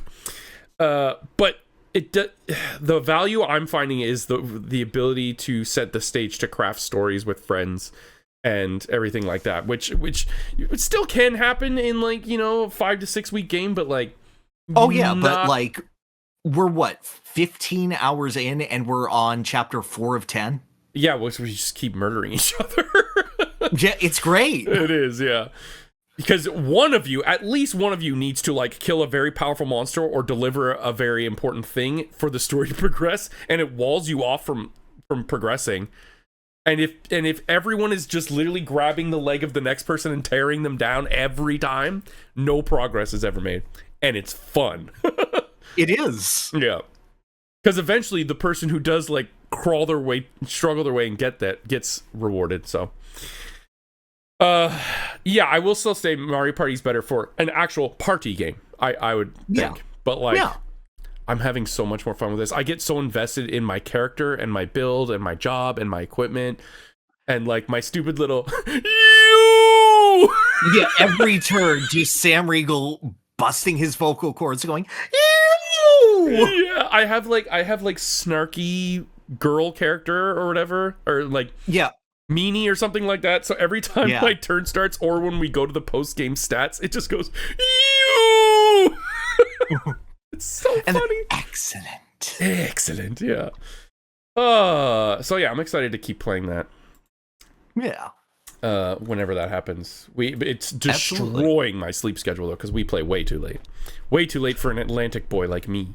Oh yeah, but like we can't stop. No, you can't stop. It's like a good point. No, yeah, we need to like hit a narratively satisfactory place in our constructed story to end for a night. Exactly. Okay, I think that's it for games we play. Oh my god, we're already an hour and 40 deep. Damn, dude. Yeah, dude, video games are fun. Video games are fun. Video games are very fun. Pyrr. Pyrr. This time you're actually correct. How's your humanity? I'm gonna say my humanity is pretty damn good this month. Nice. I just yesterday actually got back from Anime Los Angeles, which is my favorite con to go to. Asterix. I'm so sad that it overlaps with MagFest so often. Because it is such a comfortable con. It's like the size of MagFest's vendor hall and that sort of area with HalCon's attendance. So it's like actually being able to go somewhere, actually being able to talk to people behind the booths. Everyone is so kind and complimentary there. It is the nicest con that I've been to. And it's not just attendees who are always complimenting each other's cosplays. It is so nice. But it's just people on the street. I was in my Captain K. Rool outfit, and an old woman came up and went, "Where's your pirate ship?" You look incredible. I love you kids. You make this city so much fun. Awesome. And that was like 3 old women came up to me as an ugly crocodile man with a big gun. I fixed my bussy for this actual con. So no I held aloft my bussy everywhere. It was great. Nice. It looks good too. Your bussy's looking good. Oh, dude, my bussy's looking fire. I didn't even tell you. I walked down a runway and I served croc. It was great. Nice croc. Oh, it was. No. I didn't say. I was accosted in the middle of the vendors hall by 2 women from the convention's planning and staff, and they're like, "We're doing a cosplay fashion runway, and you have to be a part of it. It's happening in half an hour. Can you come to rehearsal right now?" And I went, "Oh, okay, yeah, sure." So I walked down a full runway. They had a fashion show going on, and there were like brands there to show their Claire Obscure inspired fashion brand. And then they just had, here are the cosplayers that showed up. So I was there. I held aloft my gun. I got to the end. I pointed it toward the sky like Babe Ruth. I looked at the audience, went, and I walked back and strutted back. This guy tongued the audience. I sure did. I'm sure they loved it. I'll tell you when I get the photos back from that. Oh, there's photos? Okay, yeah, we gotta see Oh, those. yeah, no. They have a professional photographer right at the front. So. Oh, I would hope so. It's a fashion show. Yeah. Okay, sweet. That sounds awesome. What was there much to do there, or is it mostly just like a commingling experience? I bought a crap ton of stuff. My favorite thing with it is they have a full guidebook and they print it out for you. And it's an illustrated guidebook, so if you want to do like a stamp rally at the various booths to get various ribbons, you can do that. It has all of the guests fully broken down and actual pages in the autograph book for them to sign. They had a karaoke lounge. They had a room that was just devoted to anime music videos that played all the time. And they had the usual accoutrement of like panels and live events and whatnot. I will always love when the Cosplay Wrestling Federation shows up, and it's just... Yeah, no. It's just anime characters cutting promos. I watched Mr. Satan and Barrett Wallace have a dad off to prove who was the better dad. And they pulled out their wallets of their children. Amazing. And Barrett's was longer. I don't know why Barrett's at an anime convention, but yeah. Whatever, dude. Final Fantasy's an anime. You've seen Advent Children. Advent Children is an anime. No, it's not. It's 3D animation. It's long and incomprehensible. It's an anime. Okay. That sounds awesome. Yeah. Did you see anyone like that you knew, or was this everyone at MagFest? No, unfortunately, it's everyone at MagFest. Yeah, everyone's at MagFest. You showed me that text of like, yeah, I'm at Mag. Yeah, I'm at Mag. Yeah, I'm at Mag. I went, shit. I even got someone from Board 8 on Game FAQs. Went, hey, are you at MAG this year? And wow. No. Yeah, well, I was watching Jiggy's Game Court last night, and in the front row, I'm like, I know like 12 of these people. Yeah. I should be there. We got to go next year. Have to. Oh, 100%. Yeah, it's just like, cons refuel my humanity. Yeah. Like, I was in the dumps the past month of just like, I can't motivate myself to do anything. And just this last thing, I remade my bussy, I remodeled my room, I'm planning things, I submitted myself for like a bunch of other convention appearances. Nice. Like, I thought you were gonna say I submitted myself as the new robot master for Mega Man 11 or 12. Yeah, no, it's Pyrr Man. He's there and he tells you how he could win. Bussyman. Please don't say Bussyman. That's the worst. Well, you said it. C-Shot was already a Mega Man weapon, remember? Oh, you're right. I forgot about C-Shot. Yeah. No one cares about Concrete Man. No. Okay, sorry to derail. You found it very fulfilling and motivating, this con. Yes, 100%. It is the absolute worst con for me to go to when it comes to spending, because usually I just try to get like 2 or 3 things that speak to me. I go, okay, if it doesn't personally appeal to me, if it's not like absolutely calling to me, I don't get it. And then I just kept finding little things. Like I found an artist who did one of the Metal Gear Solid rations, and they made the actual ration tin, and they opened it up, and there was a little sticker of Otacon with ketchup inside. Okay. I got pretty good. I found Crash Bandicoot, who's back here. I got this bottle of glue. Umamusume horse glue. That's fucked up. Isn't it? But I saw it, and I was like, well, I can't not buy the Uma glue, #1 trainer brand with the carrot. Oh, no. Oh, no.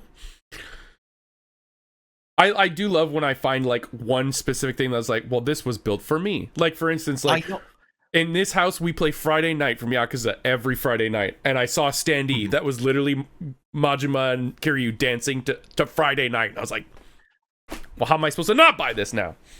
Or Survivor on DS. Yeah, I have this for you when you next see it. Is that them doing Friday Night? That is, in fact, the stage for Friday Night. Wow, what? I found it in a different art style. Next time I see you, it's yours. Okay, happy birthday. Thanks, buddy. Yeah, no problem. Good stuff. Yeah, cons are fantastic. Like, there's so much good, so much people, connecting outside of the digital world, which is very important. Very important. Completely. To just feel welcome and happy and expressing all their loves. It's great. It's good energy. Yes.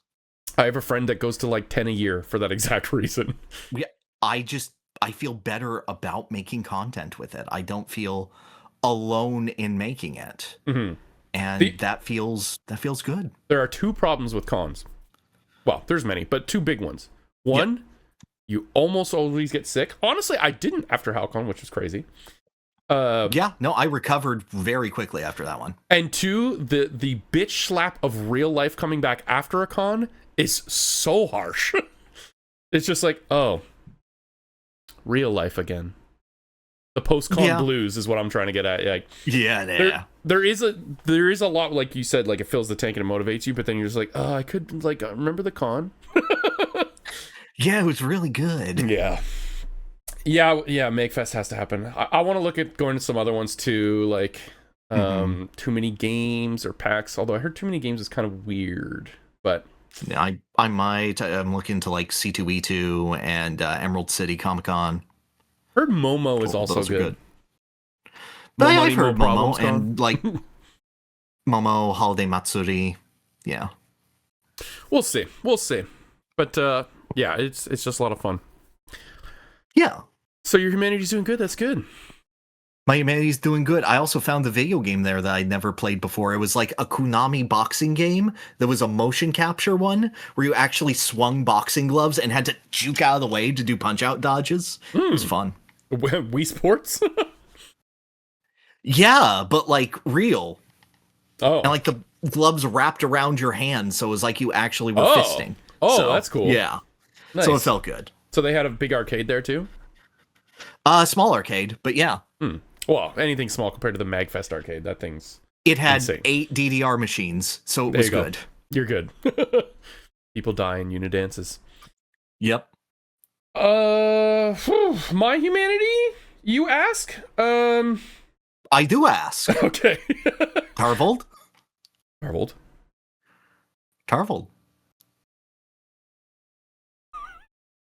I was summoning you like Beetlejuice. Oh, I'm here. Ah. Oh, thank goodness. Okay. I was so worried. Yeah, so I don't know. I've been like trying to do what essentially accomplish the same goal, which is connect to people more on a human level and trying to disconnect as much as I can from a lot of like digital platforms, aside from like same the communities that we belong to. Like those are the best, but like anything else and everything else I'm trying to minimize to the point of like extinction from my life. Like Twitter, for instance, disgusting, get rid of it. I just banned it from my Discord. Just a lot of AI stuff, pushback, although I have been seeing a lot of successful pushbacks, which is giving me a little bit more hope, which is really nice. Yes. But I'm trying to like remove like Google Homes and like, you know, get shows that I own, I don't need to stream and stuff like that. So that's been part of what I've been doing lately. December was also absolutely insane for me doing stuff with other people. Collab City. Yeah, you did well with it. It was fun to watch, dude. Oh, I'm talking about multiple things, but yeah, you're probably talking about Press Play. I am, yeah, and I'm talking about other things in addition to that. I know you're doing more things, but like, of what we saw, it was fun. Yeah, I had a blast. Yeah, so Press Play was like a whole big charity weekend organized by Jiggy and Overproduced Productions was the name of the company, run by Clinkit and a few others. And they just like in like 2 weeks they wanted to slap together this whole big fundraiser for Hope for the Day, which is like suicide prevention. And coming off of what happened to Duke, I was like, yep, sign me up, let's go. I was kind of hesitant at first, and then when he told me the cause, I was like, okay, I'm dropping everything, let's do it. I'm doing this one for Duke. And then it was all just like video game music people. So it was Jack, Jules, Lacey, I can't possibly name them all.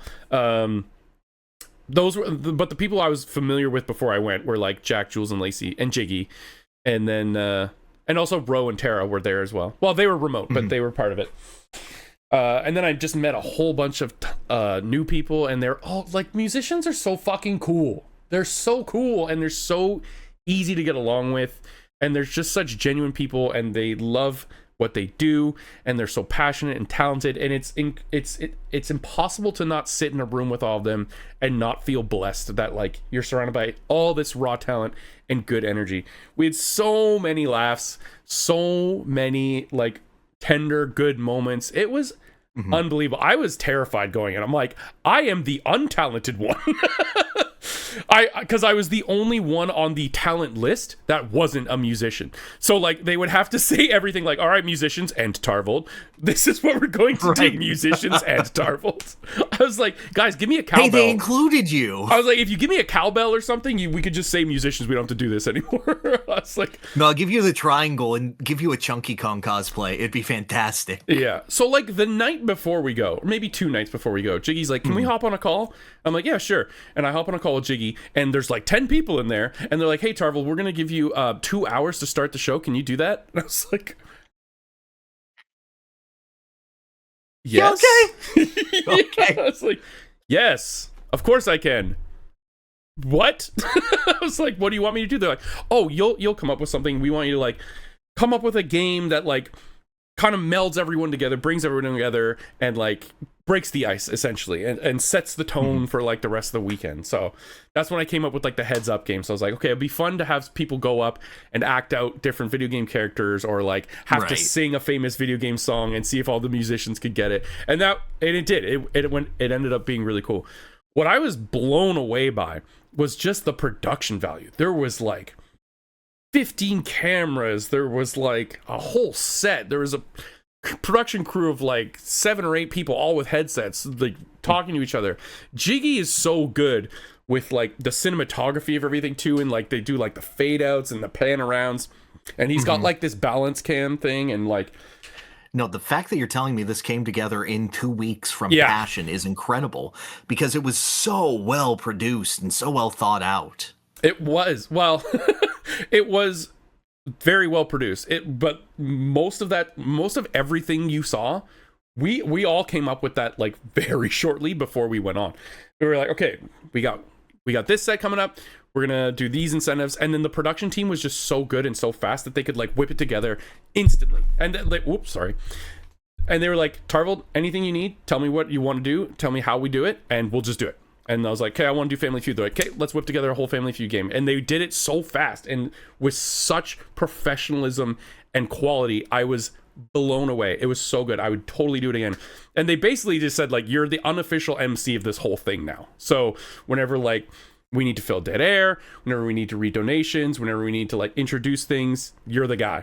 And it was a lot of fun. So I was a little nervous and rusty, so I like flubbed up a few things, but everybody did. But that's again, that's what makes it kind of human, though, right? Because we were all just that's like, the nature of it. Everyone just trying for that common goal. Yeah, and we all had a blast. It was so fun. Left with a lot of new friends. That was incredible. The night before I left. Okay, so yeah, it must have been 2 nights before I left. I played in Final Fantasy Family Feud, which was really fun, on a YouTube channel called Final Fan TV. And I asked friends Tom Lazan and Cristal to join me, and they're like, hell yeah, we love Final Fantasy, because I knew for sure Crystal has like 15,000 hours in Final Fantasy 14. Yes. And I was like, and I haven't played it at all. So we will very much, overlap each other's gaps in knowledge. And Tom has played them all. So I was like, okay, well, Tom's a no-brainer. And he was totally down. Crystal was totally down. And then they started the game, and they're like, okay, Tarvold, since you're team captain, you got the first question. Arrange all of these Final Fantasy 14 holidays and date they appeared. And I went, fuck. Oh, no. To be fair, you were evenly matched with the other team. Yeah, the other team had an equally zero knowledge of Final Fantasy 14, thank God. Even though they still beat me at that part. But it was it was really fun. We were against the Crystal Bears, who was like Ridesy Shoop-Puff, Easley, and Droogle. They were great. Final Fan TV, they did a great job. They set it up. They had a really fun gimmick too, where it was like the white elephant Christmas, where each answer was one of the things, and you had to either take it or exchange it. That was so clever. The biggest problem I had was with the survey people. You guys answered wrong so much. Chat, God, I hate when chat's wrong. Why is chat wrong so much? Chat is wrong almost all the time, unless I'm speaking. Chat, in which case, it's only wrong like 70% of the time. Chat, just be better. Be better. Not the freaks here. The Why freaks do you here are think fun. I win so many contests? It's It's true. because I'm right. I know. It's not because I'm talented, it's because I'm correct. And arguably that's more important. And that was a lot of fun. They said that they'd have us back to defend our title at some point, so that could be really cool. I also came up with the absolute best Final Fantasy themed Christmas team name. Okay. Oh, you did. Do let's see what Fal see. That's for the 13 fans. Let's see what I'll see. And the hosts like sung it every time. That was really fun. And yeah, we were getting absolutely smoked the entire time, but then we came back in the final round to get the top 4 answers. Bang, bang, bang, bang, bang, all in a row. So proud of my team. Go Tom and Crystal. So that was great. And then, of course, I finally put out late because of all the computer issues, but on January 1st, the season 4, 5, and 6 grand finale video game music trivia. That was a close one. I definitely fucked up the pizza music. You sure did. I warned you. You did? And I made a mental note to like, okay, change the pizza music. Change the pizza music. And I even wrote down a bunch of notes. And then when Tom said, "Did you get this from Silva Gunner?" I had like a sinking feeling. I went, "Oh fuck." Oh. I missed that one thing on my checklist. And then I went, "No, wait, maybe." And then I looked at my checklist I brought up and I was like, fuck, I didn't do that part. There was a bunch of other stuff I had to do, and whoops. Yeah, we recorded that like the 12th. It was a long time between when we recorded it and when it came out. I felt bad. And then I was getting very scared near the end. I was like, oh god, if Ryan loses by less than 20 points, this is going to be very bad. This is going to be controversial. And it still would have been extremely close, but he still would have placed third. But all of them did great. It was a very, very close finale. It was Brett Ultimus, Tom Fox, and Nairman, and they all did amazing. So easy to hang out with. Those guys are so fun. No, they did a fantastic job. It was great, the energy in the room, feeling that. Mm-hmm. And the whole first round, I always love the rites of passage. Seeing everybody that comes back, seeing everybody come back and bring their song and a voice clip. I can't possibly thank them all, but like, I love that part so much. Even if like the contestants don't really get it, that round for me is more for the viewers of the show than it is for them. Because I agree. I don't necessarily expect the contestants to go back and watch every episode. I do warn them. I say, you will be tested on the history of not only video game music, but this show. But they don't have to heed my warning. And I don't expect them to. That's a lot to watch. No, they should have. I did. Yeah, I know. And then you went, put away your notepad, and I went, damn it. But did you hear what I said to Tom in the episode? Because he asked, he's like, can I whip out a notepad and write? And I was like, yes, if you do it during the episode, that's fine. You can't come in with pre-recorded notes. Yeah, and I made that round easier too for that exact reason. Like, instead of trying to guess without any voice clip, playing the voice clip makes it a little easier. And you know what? I think I'm going to change it even further for the next time I do this to be a mixture of both. I will say, you can guess the submitter now for 3, or I'll play the clip and then you can guess it for 1. So you could do either. No, that is a smart way of doing it. Yeah. Couldn't help but notice every single one of their scores was lower than mine in my finale. So, and I am 1-1 with Claire. So in that sense, I'm still in first place. Sure. Wait, no. Tom doesn't have a loss. You have a loss.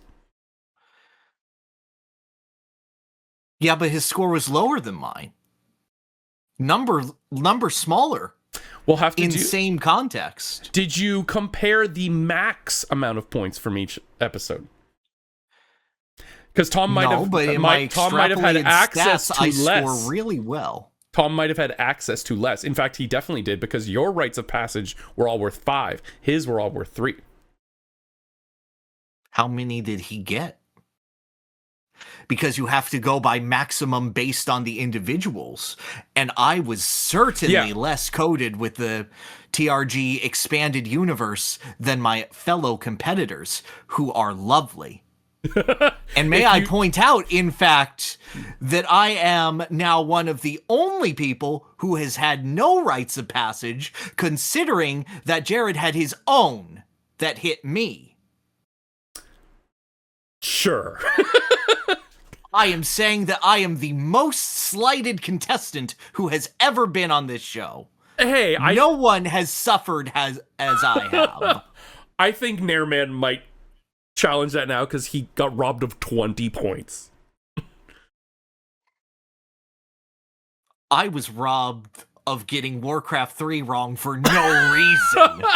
For like 2 points that if would you have truly mattered. Okay, here's if you want to truly compare X stats, I think this is the only fair way to do it, is you compare the maximum amount of, like, assume you got every question right in your episode and take your score and divide it by that and do the same for anyone else. Then it'll be like you scored like a test score, like 33% or whatever. Because I think too there was even more patrons in your round than there was in that one. I didn't get one from everybody in that one, so well, that just sounds like any mathematicians out there didn't believe in Tom and Friends as much as they did me and Friends. We'll see. That's about. I think that's just a difference of opinion. Fair enough. I would like to do it like a Sports Center X stats kind of breakdown. That would be kind of fun. A lot of work, but it'd be fun. Oh, I did. I think I did for the first season. I think I'm like in the raw X stats third. Of just the first season? No. You mean the first era? The first era. Yeah. Okay. I believe it goes Claire, Pro Jared, then me. Pro Jared. Oh, interesting. I think he scored directly better on Claire. Yeah. That was a close one for sure. The season 2 championship. And then I was absolutely tortured for 4 hours with the worst video game music song of all time on New Year's Eve. That was a lot of fun, though. That was a lot of fun. Oh, that was incredible. Candice DeBebe. I'm just a kitten, barely fit my mittens. Someday was... I'll be living in a big old city, and all you're ever going to be is mean. Wow. Yes! We dug up the Taylor Swift DNA. We dissected the kitten and found Taylor Swift DNA inside the kitten. Yes. What's your name? You got a nasty mouth. Start with a D. Start with B. That's good. Oh, man. Yeah, there was some truly heinous shit in that. Assignment understood, for sure. Mm-hmm. Fun stream. And then, taking a break this month from streaming at all. We're still going to do, like, the contest, but that's about it. Oh, yeah. That's about it. That's it for my humanity, I think. I'm good now. It's all out. Yep. Humanity's good, dude. Humanity is good. Yeah. Do not undervalue human-to-human communication. All right. Speaking of which, we have the Happening Star. What? Wait, let me hit the button first. Ha!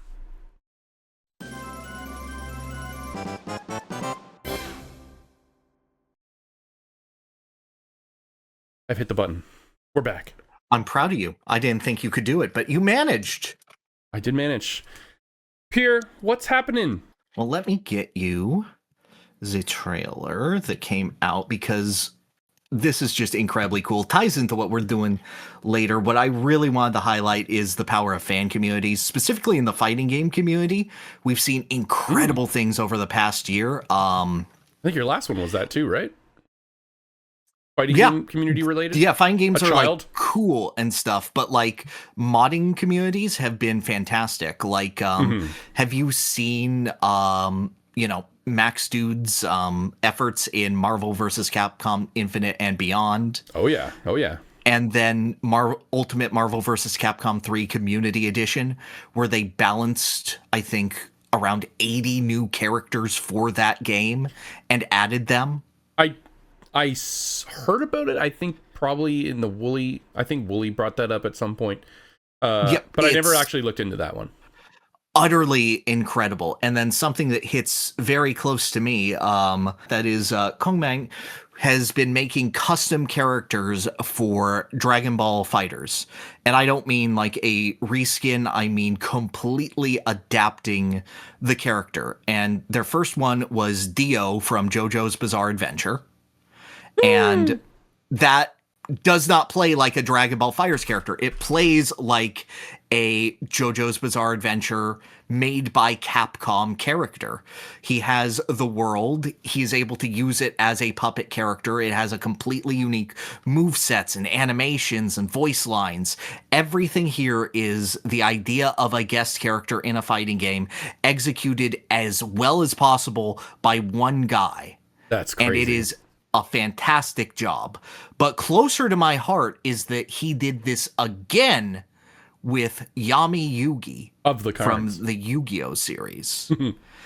And I need to break down how incredible this character is. Because it's based on, the Dragon Ball FighterZ engine. Yugi does not fight. He has the Dark Magician permanently summoned, and the Dark Magician does all the normals. While Yugi is there, he has a 5-card hand. Each of his cards corresponds to a different input of, like, the furthest right card is Hadoken. The middle card is the Shoryuken motion. Or, I'm sorry, the down for the middle card, and so on and so forth. And each one can be a monster, spell, or trap. Depending on he does light, medium, or heavy, he will do a different spell, trap, or monster attack. The light version is Celtic Guardian. The medium version is Gaia the Fierce Knight, or Curse of Dragon if he holds the button down. The heavy version is Summon Skull. What? You could pull out Swords of Revealing Light. And then when he uses that slot, if he does it again, he will draw another card. So that he is stocking that up. So your quarter circle back could be the monster, and then you could draw a trap card, and it could be Mirror Force the next time that you use it. Whoa. He has a 40-card deck, and if he draws through his entire deck, he dies on the spot. Amazing. I was going to ask. Because he decks out. One of his supers is Slifer the Sky Dragon, which does more damage based on the number of cards you have in your hand. What the fuck? And he has Berserker Soul, which discards his entire hand, and every time he does a single draw, if it's a monster, the super does more damage and lasts longer. However, it's based on the actual draws of your deck, so if you turbo through your spells and trap cards, it can become the longest 8-hit version of that super. Whoa. And... And he has Exodia in the deck. If you get all 5 pieces, you don't KO your opponent. This is a team game. You kill all of them instantly. You win the match. How do you not get Exodia if you're just ripping through cards all the time? Because then you're not playing the fighting game. Then you're just trying to find Exodia, and your opponent is punching you in the face. And if you accidentally summon one of the Exodia cards, it'll just be, oh no, I wasted my 1 Exodia on Celtic Guardian. Right. Can you see the cards? Like the player? You can see if it's a monster, spell, or trap, or if it's an Exodia piece. Oh, okay. All right. Okay. Yes. Nice. That's so fucking essentially, insane. If you're going for Exodia, your Hadoken motion is disabled for the rest of the match. And if you do it on accident, you're dead. Wow. Now, is this, this sounds incredibly cool and incredibly faithful. Is it at all fair? Or is he just completely broken? Yeah. No, he's balanced around it because you're managing all of these systems. Do we know yet if he's entirely broken? No, but he functions very, very well and is a very, very strategic character. It is like this absolute maximalist design in a way that, as someone who has talked about fighting game designs for years, I absolutely adore. Yeah, this sounds perfect. Like, this sounds like it was made by the exact right people. That's crazy. How and this is in Dragon Ball FighterZ, yes? Yes. Are there a lot of modded characters in that, or is it like this is like the first one? This specific creator has only made Yugi and Dio. Okay. And these are by far the most extensive mods. Like, a lot of them are skins. Like, I've seen dripped out Goku, which is funny. Okay. Where he's just wearing the jacket and always has his arms crossed, and every time that he does a dodge, it does the "da" sound effect that always sounds like the "rip him open, take it back, guys" from Aladdin. Yeah. Yeah, he sounds like a way more complicated but effective Phoenix Wright from Marvel vs. Capcom 3. Yes, it's like if Phoenix Wright started with all of his evidence ready and didn't have a turnabout mode, but was actively applying it. Or that man from Guilty Gear when they finally added him. Okay. So I tried to make Phoenix work so much. And eventually I did get something resembling competitive, but it ended up being too much work for me. No, I feel bad because they nerfed him, because it used to be if you got him into turnabout mode, his assist would still have armor. So one of the best assists in the game was you get Phoenix in turnabout mode, you make him run away, and then he does invincible paper toss. Oh, God. No happy birthdays. Yeah. But they nerfed that right out of the game, and now he's not great. But this Yugi design is incredible. It's one of my favorite things when you revisit a game and people have gone back to it to the point where you want to play it again. And this is breathing life back into that game, and I love that. That is cool. Can you mod it on like Switch, or is this a PC only thing? Probably. It's probably just PC. Yeah, that makes sense. Yeah. Very I'm cool. sure you could find a way, but like, I doubt it would be supported. Yeah. I have a bunch of things here. Let's go with this. I know, it was a cool month. This is just another LOL random what the fuck story. Okay. Do we have any NFL football viewers in chat? Because damn, our crossover is crazy. I know. Bubble Goop Swamp from Banjo-Kazooie was played during Sunday NFL football. It's true. For some goddamn reason. I can actually play the audio at least. Let me do that. Yeah, go for it. Here we go.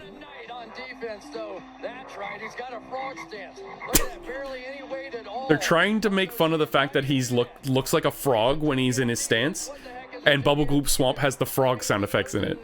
Mm-hmm. And they just played the whole thing. Who knows if they even asked for the rights? But they did it. And yeah, that erupted my social media.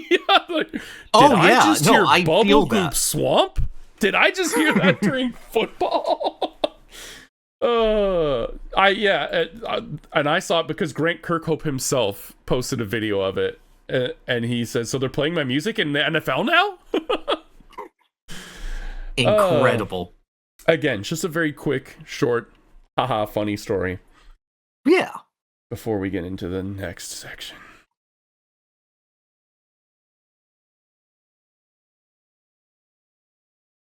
Take us in. What do you expect? I'll Millennium Ring you in. Go ahead. Open the game. Got him.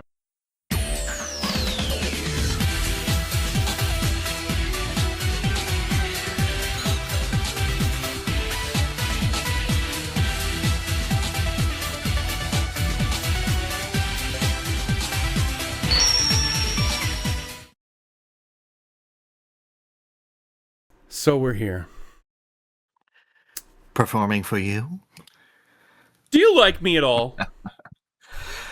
I thought we would have a delightful time revisiting something that was mutually appreciated in our childhoods. So did I. That's something that I follow and I really enjoy, and I wanted to share that love with you.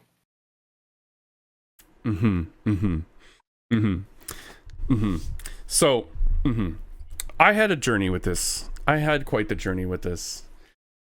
Go ahead and tell me. Should we fight first or should we talk first? Oh, let's go ahead and chat. I think it ends better with the duel. Okay. All right. So I downloaded this game Yu-Gi-Oh! Master Duel. And like you said, I thought we would have a delightful experience revisiting an old game we used to play. Yeah. That is not what happened. No, that's exactly what happened. Not to me! Not to me, Pyrr! Okay. That seems like a rough skill issue, buddy. But like, tell me about it. Okay. Tell me what went wrong for your ability to enjoy a children's card game. There's not a child on this planet without a coach that could figure this game out. Show me that child. Okay, anyway. Even the one in universe needs a secret god to help him. An Egyptian no, there was pharaoh like that one kid from America. She was like 8. She had a Shadow Ghoul deck. She was like the North American champion. Okay, so I booted the game up, I created an account, and I did the tutorial. And the tutorial was like, here's how you summon a monster. Here's how you win the game. Here's how you attack. You can set a trap. You can play magic cards or spell cards. Mm-hmm. Am I crazy? They used to be called magic cards. Now they're spell cards. They used to be called magic cards, and then magic went. That's and insane. Like, magic is such a generic word, cards. But whatever. I know, but it being magic cards specifically. I suppose. Okay, whatever. And then the tutorial ended after like that. It's like I think maybe it talked about defense and attack mode. And like flips, but it was so nothing. The tutorial was so nothing. In fact, it didn't teach me anything I didn't already know. Like I knew all that stuff. So I got through that. I opened some packs. I got to pick a starter deck, and I'm looking at the options on the menu. It's like deck. Well, I can't do that because I don't have any extra cards to put in. Shop. I don't want to do that because I don't want to like burn money on this. And then I thought it said sold, but it's actually solo. So I'm like, can I sell my cards? All right, whatever. Because the text is very like square, so the O looks like a D. Yes, it's very blocky. Yeah. I can see that now. I have the menu open right now. Yeah. So then I went, okay, duel. I go into a duel. Start a duel. I go second.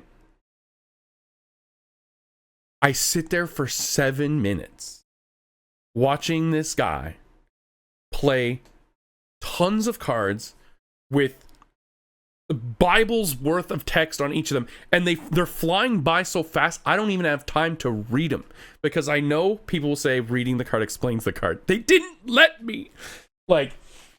And by the end of it all, he had like 3 or 4 different versions of Blue Eyes White Dragon with like 4,000 attack power.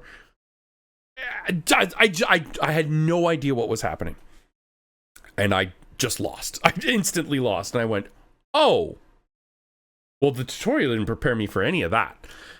And I'm like, but it still leveled me up. And I went into like casual mode. That didn't feel very casual. I don't think there are casuals playing this game, to be fair. So that was a very frustrating experience. But I kept playing a few more games, and then I went into the solo mode, now knowing that it actually says solo and not sold. Right. And I played like through like some goblin deck where the goal was to mill your opponent by giving them cards that killed their own monsters or something like that. Did you play this mode? It was the Goblin of Generosity guy, right? Yeah. Which was interesting. I still lost a few of those matches though, because again, you need to have a lot of knowledge. So this is what. So then I took a step back and I went, no, there's no way this is how the experience is supposed to be. I'm missing something here. Something ain't right. Because there's no way that this is what the new player experience. This can't be the expected way for new players to come in and do this. Right. So I do what I usually do.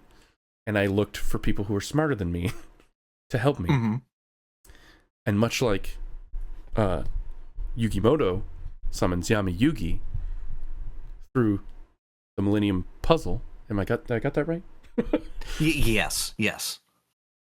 I reached out a pro Yu-Gi-Oh player to come join this call right now, and I'm going to bring them in. What? No, I'm just kidding. But could you imagine? Dude, if this is how I get introduced to MBT, for him to blast my ass. Could you imagine if I summoned one right now? No. Though I did think of that, but like yesterday, and I went, damn, I should have done that. But anyway. That would have been sick, dude. Either way, I still went to YouTube because I'm thinking, okay, Konami clearly does not know how to onboard new people. This is just an awful experience. I don't know what I'm doing, and they expect me to know what I'm doing. So I went and watched Jesse Cotton. I watched Farfa. I watched MBT. I watched a guy named Rawren, looking for like a tutorial or an onboarding of some kind. Right. And oh man, what I got was not that, but I got a very large amount of history and, you know, meta commentary, and frankly, from the biggest Yu-Gi-Oh creators on YouTube, a lot of doom and gloom. I don't know if you watch many of them, but I do. Yeah, you do? Okay. A lot of them are just echoing what I had already thought. Like, Konami has no idea how to bring new people in anymore. There was attempts with like starter decks, but it ended up being that like even those didn't really prepare you very well for what the game actually is, because the game that people think it is like you summon some monsters, they fight, and you support the monsters with spells and traps, which is like what it used to be. That's not what it is anymore. Now, yeah, it's fun now. People like will concede off coin flip, because going second, a lot of the times with certain archetypes, you just lose, which is insane to me. So I got a lot of history, and I heard some really interesting and fun stories, honestly. Like one where there's this guy who's very famous for being one of the older Yu-Gi-Oh players, but playing the most toxic fucking decks. Toxic. You're not playing the game anymore. Exodia decks ever. Mystic Mind. Yes, and yes. I heard and read that whole story. That was amazing. One more piece. More piece. Then I learned about the story of like this insanely top level pro just shitting on a child live at like a broadcasted Konami. Yep. The kid had never played before, and the guy's like dropping like a 20-piece combo. An interesting deck composition here. He got a turn. The commentators are doing their best to like not completely embarrass this child who has never played. I don't know how that even, what steps were taken to get to that point, but that was insane. I learned about Max C. Yes. This word, I thought it was Maxi, like Maxi Pad, for the longest time, because they kept saying like Maxi ruins the game, Maxi is a problem, Maxi is brutal, we need to get rid of Maxi. I learned a whole lot of because I knew I wasn't into the game, I wanted to do my research and get knowledge another way. No, I appreciate the due diligence quite a lot. Yeah, and I went deep. I watched like 20 hours of YouTubers talking about it. And then I found a video from MBT that said how to play Yu-Gi-Oh! And I went, oh my god, this is it. Because it was like an hour and a half. Right. And then, again, that wasn't what the video was. There was some parts of it that were breaking up. Okay, well, this is how these cards work. This is how these cards work. But it was scattered all over the place. And only like 45 minutes in did he tell you how to win. And it was like interspersed with like interviews from famous players, card designers, and everything. It was a very well-made video. It was like a documentary, essentially. Yes. But it was not... No, I've seen it as well. Oh, you have? Okay. It was not a tutorial or onboarding in any way. It did not... I don't feel like it prepared me at all for the... like, this game in execution is so much different than the rules. Does that make sense? Yes, because the additional rules are created through the cards and archetypes. Exactly. It like... the games are formed by the rules on the cards themselves and not in the rule book. Yes. So essentially, you just need to be familiar with a lot of cards because they never rotate anything out. So there is decades worth of cards Obviously, they're not all played. Obviously. But to a new player, that new player doesn't know which ones are played and are not played. They're given like a bunch of random ones on this app. And another thing I saw people say is like, oh well, most of the text on the card is superfluous, or you don't need to care about it, you don't. But again, a new player is not going to know what text I cannot read or ignore, right? So Right. like it feels like Yu-Gi-Oh now has changed to the point where it is very fast and very combo PC and extremely like, let's get this shit done as quickly as humanly possible, or the opposite, whereas I'm not letting you play any of your cards. Which is like, Pokemon to me was like that with like the VMAX cards, where it's like 3 prize cards that deal out like 400 damage a hit. And it like, let's end the game in 3 turns. And I specifically don't play that mode because I don't like those games. I don't like those games where I feel like one person is just sitting there, just taking it while the other person is doing everything based on the coin flip or just luck of the draw. Now, luck of the draw would be fine, but I feel like in Yu-Gi-Oh! There's so many searches and so many abilities that you really don't need that much luck of the draw, right? Like, there's maybe like half your deck can start your combo chain. So I found another video that was like, here's how we fix Yu-Gi-Oh! And it was like, we need a YouTube tutorial video to teach new people how to play. Because the only real way right now is to either bash your head against the wall for months. Like, I think it was far for this. Like, you have to play for months to get familiar with all these cards, or you have someone coaching you, like someone who is very, very well versed in the game to kind of, cut out the crap and like give you the most important information at the time. I did not have that. I had YouTubers, and in fact, one of the videos was like, "Oh, this video, yeah, this doesn't exist. No one's ever made it," because I think it's like impossible. There's no one video that can prepare you for what this game actually plays like, because like you said, it's usually dictated by the cards themselves more so than the rules. So the only thing you can really do is just get familiar with it and play for a very, very long time. And that's not something a lot of new people are going to be willing to do, because it's very daunting. Very daunting. Even just reading one card is daunting. But to understand all of them and all the interactions, it is, I think, without any hyperbole, this is the most complicated, complex TCG that I've ever played, for sure. You haven't spoken a really long time. You're scaring me. I really want you to say everything that you need to say. Because Okay. this is a very interesting experience. I'm prepping the super for the moment that you're in vulnerability. I see. Okay. Let me know. All right. What was I? Yeah. So this is why I looked to the community, like the YouTubers or streamers, Yeah. to try and get a better understanding. But all I saw was them saying like, "This is a huge problem. Oh God. Oh no." Like like YCSers are going up, but those are all top level players, right? Mm-hmm. Of course. And that population is fine because catering to the existing fans is easy. You essentially just power creep. But right. the more you do, the more inaccessible the game is to brand new people, especially brand new people who don't have someone else coaching their way through it. So you can talk now.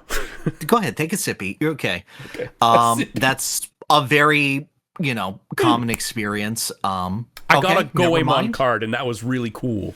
Oh yeah. Oh dude, they have like a full Goemon set. They got a Bisumaru too. They got Yae. I got They the got Goemon one. multiple versions of Sasuke. Nice. Okay. I will say that it's the app itself is very clean. Aside from some cards glitch out and like I literally can't read them. They're like code. But the app is clean and the art is amazing. Was weird. Yeah, that was weird. It was just like the whole text was ciphered out into like, I don't know. I couldn't read it. But the app is great. The animations are great. It's clean. It seemingly does everything it needs to do. Mm-hmm. But it's very, very overwhelming for a new player. And you said Okay. the winner of this duel decides the next one. Oh, yeah. And you agreed to it. But what? You agreed to it. I did. I had no idea what I was getting into. That's okay. I'll tell you outright, I did not go crazy with this. I specifically limited myself to you get 2 days to do whatever the hell. I get 2 days to construct this. This is me still at the same level as you. I didn't prep this and get you a meta level deck. I did, okay, I want to get in at a new player experience level. I want to feel the exact same thing that you're feeling. So what I did was I plunged into this game, raw dog, at about the same time you did. Okay. And I wanted to make sure, I wanted to figure things out. I did find the tutorial lacking. And I went, is there more? And then the answer was yes. You just click this button and it will tell you how to do the other things in the tutorial, and it will get you a card that is permanently added to your collection to teach a new mechanic. How? You hit solo. You go to training and challenges, and then you pick dual restart or dual training. And then it will get you Raigeki. It will get you Monster Reborn. It will get you these big DM staples. Now, are these exactly meta cards? No, but they're good starting playmakers. I mean, Raigeki seems good. Raigeki is pretty good. Yeah, okay. From actually playing Yu-Gi-Oh! And from playing this, I went and I developed it, and I found the starting deck to be very lacking, having a lot of holes, very much. I set this card and pass, and I hope that you don't do something. Then I went into more of the solo modes, and it did something that I really loved, which was it would tell the story of the card's artwork. Yeah, that was through cool. These animated cutscenes. That was cool. And then give you the deck, and the stories would imply the play style. And being able to do that, being able to go through the history of the game and how it's developed essentially through the cards, through these ideas of mechanics. That's what I loved, because I played Magic the Gathering for the first time over this holiday. And what I loved the most was when I got a Final Fantasy card. And I went, oh, it's like that thing in Final Fantasy. When I play Umaro, he has a Berserker type of effect. Yes. Yu-Gi-Oh! Is just that for everything. All of these cards and all of these archetypes are telling a story. Your searcher is like a dog because he's fetching your cards. Mm-hmm. There are so many searchers who are just dogs who will seek that out for you. Mm-hmm. All of the cards have this mechanical purpose to build this story that they're telling. One of there's a pendulum archetype that is just a little girl who you place in the pendulum scale zone, and then you don't do anything with the other pendulum scale, and she has a magic effect where she summons out monsters from the extra deck. And once she has too many out, she ends up wiping the field and putting herself back in the hand. It is the story of a little girl dreaming up monsters, waking up, and realizing she made a mess of her tantrum and cleaning up the room so then she could go to sleep again. And all of them link into that effect. It is... I know in the Yu-Gi-Oh! Anime, there's always this talk about trusting your cards, believe in the heart of the cards, believe in your deck. And I feel like Yu-Gi-Oh! Managed to evolve into a game where that becomes the core crux, where you go, you're looking for this card, you're looking for this extender. You have to know the cards in your deck. Yes. And in exploring that, you create your own varied play style. Did you hear the story about the guy who plays sous chefs, which are essentially a bunch of Yu-Gi-Oh cards that are based around sushi? Okay. Adapted into like naval warfare. So it's like a battle tank made of sushi. There is a guy who walks around and he is in a full sushi outfit, brings down a custom sushi board and plays his sous chef deck. Like Okay. he's serving you sushi at a restaurant. That is his entire gimmick and his life. That's and cool. he is an actual sushi chef doing this. He's not meta, but he is beloved because of what he does. Oh, you don't mean in the anime, you mean a human being. Yes, I mean a human being. Oh my god, okay. That's Yes. even cooler. No. I'm not talking about freaking the man with the mustard powers from Yu-Gi-Oh! GX or whatever. Okay. No, I'm talking about a real man. Okay, that's cool. I like all that too. Exactly. Like this part of the game I love is what you're describing. It's like how the cards tell a story and there's a narrative, and the fact that you do need to know all the cards in your deck to know how they come together and tell that story is important to the gameplay. That is cool. Yes. I think I'd need so much more time than 1 month to get that and like figure that out. I think that the game does a pretty good job from what I saw, because I came into this client blind in order to do this, at letting you essentially sample this archetype and be like, do I like what it's going for? Do I like what it's trying? Do I like the story and the art behind it? And if you go yes, then the game goes, okay, then you can craft this card, which is basically saying you can sacrifice a bunch of your other cards of a similar rarity. I believe it's a 3-to-1 ratio. You can sacrifice 3 cards of one rarity to get any other card of that rarity. Okay. And then when you craft that card, it unlocks the booster pack that has that card and its support cards in it. So if I wanted to play a specific archetype, I would look that up, and then I would get the one card that I needed, and then I could draw packs based around that. And I think that's really, really cool.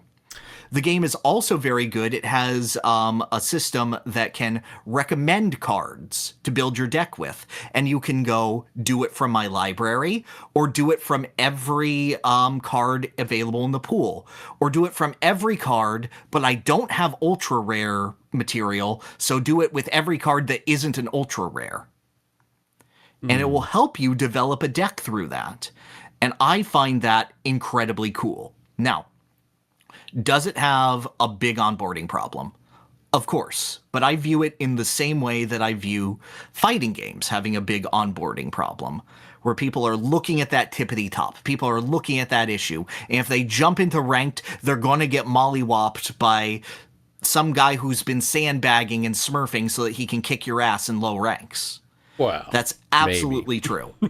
I did that. I got my ass kicked. I sat there and watched a combo a few times and got killed. I think the difference there is, though, that in a fighting game, you hit a button, you do a thing, and it's like instant feedback. I know, okay, hitting this button, I do this thing. Whereas in Yu-Gi-Oh, there are so many cards with so many abilities and reactions and activations and interactions that as a new player, and what you said, like I get a cool card, I get the cards that synergize with it, I'm still not even sure what synergizes with it, and then I definitely don't know what the opponent's going to do and how to like interact with anything the opponent's going to do, because they're going to have a bunch of cards I've never seen before. I find that the same thing as learning a fighting game matchup. And so like, oh, what are they doing? What is it? Yu-Gi-Oh! You just have more time and get to understand the intricacies of it. And while you're at that point, the end game of a Yu-Gi-Oh! Is to create, on the first turn, an impregnable wall that has enough negates and enough ideas to destroy anything that your opponent can do. And then your opponent's idea is to dismantle that wall or find a way to survive the push of that wall. And there are multiple ways of going about this. Yu-Gi-Oh! Introduced something called hand traps, which are cards that you can play from your hand to interrupt. And they're not one-size-fits-all solutions. The biggest part of the metagame is figuring out when is the greatest time of vulnerability to activate this hand trap. It is a matter of timing and finding the best line. And is that trial and error? Is that figuring things out? Yeah, 100%. But it's a matter of developing that game sense over time. And that's what I find so compelling. while from the outside it looks like a series of checks and functions, it is so easy to screw up a combo in Yu-Gi-Oh! It is so easy to missequence something that I find not doing that, and I find navigating that really, really captivating in order to make your deck do the cool big thing that it needs to do. And that's what keeps bringing me back to the game. It is one of constant points of interactivity. Yeah. In spite of looking like solitaire at times, it is one where you are constantly mentally engaged for the point of, okay, and then I can do this, and then I can figure it out. It is figuring out what tools your opponent has at their disposal at any given time, and where their weaknesses, and where do you bite, and can you bite at that? Do you play offensively or defensively based on that? And it is such a strong back and forth. It is such a game that can wildly seesaw depending on that. While, you may only play 5 turns of Yu-Gi-Oh!, there are more actions in those turns and more decisions being made by both players than in 30 turns of Magic. Maybe, yeah. If we're talking just standard Magic, yeah. Yeah. Yeah. I'm not talking Commander with 4 players. Yeah, okay. Yeah. No. I'm not expanding it that much. But this is what I find interesting. It is a character-driven card game based around almost a fighting game-like mentality of psyching out your opponent. And, ducking and juking. That's what I really enjoy about Yu-Gi-Oh! And it's hard to get there. It is hard to get there. Mm-hmm. But I feel like this client did a pretty damn good job of letting you experiment with various decks and get to that point. I don't think so. But, I agree with everything else you said, that, there is more, you do need to know exactly where to break someone's chain or to bust through their wall. Mm-hmm. I don't think, even if I had been playing all month, maybe if I'd been playing all month, but this month was insane. I just did not have time. No, but, I get it. Yeah. I don't know if I would still know. And it's just a lot. I would have preferred to have a gradual build up instead of, here's an entire archetype, do this. A tutorial that is sloped more evenly all the way up the hill than it is, because I found the actual tutorial was just nothing, rule book basically, and then the solo, the goblin thing was this is this is a whole ass deck. Yeah, but they have a practice mode, and then they have an actual duel for it. So it tells you the combo first, and it walks you through the combo, and then you do the combo, and it's here is an expansion of the combo. Apply what you learned in this scenario. And that's what I found cool. That is more than I thought for this. I wish the game had, and that's why I'm actually willing to go to bat for it. I feel like the game should have pushed me to that, because I didn't even know that was an option. I did go into the solo and did the goblin thing, because when I look at training and challenges, I was thinking that was just yeah. What am I trying to say? Tetris Attack puzzle mode, where I was no, okay. or Queen's Blood puzzle mode from Rebirth. Okay, that's where I was okay, I'm not smart enough to do that yet. I didn't want to do that, because training is like fighting game. I thought it was the lab room. You know what I mean? Yeah. If the game had said, okay, the next thing you should do after the tutorial is go here, that would have been nice. Okay, all right, that's fair. But yeah, coming into it, it was one of the most miserable new player experiences. I'm sorry to hear that. I really thought that it would be a bit smoother. To love it. I was stoked. I was excited, and then I went, oh god. I was more upset for Yu-Gi-Oh! Than I was for myself, because I'm this is just not a great experience, and I have no idea what it's like at LGS's. I can't imagine it's much better, because I imagine most people who are playing Yu-Gi-Oh! At LGS's are probably very well, rooted in at this point. Right. I don't know. how It's one of those games that I like playing at a casual level. You know, the way that you do with Pokemon. And it's just like, I like playing these decks with these people. So I would totally be down with like, well, like what we did last year was what you had 2 pre-con decks, and I was like, okay, this is cool.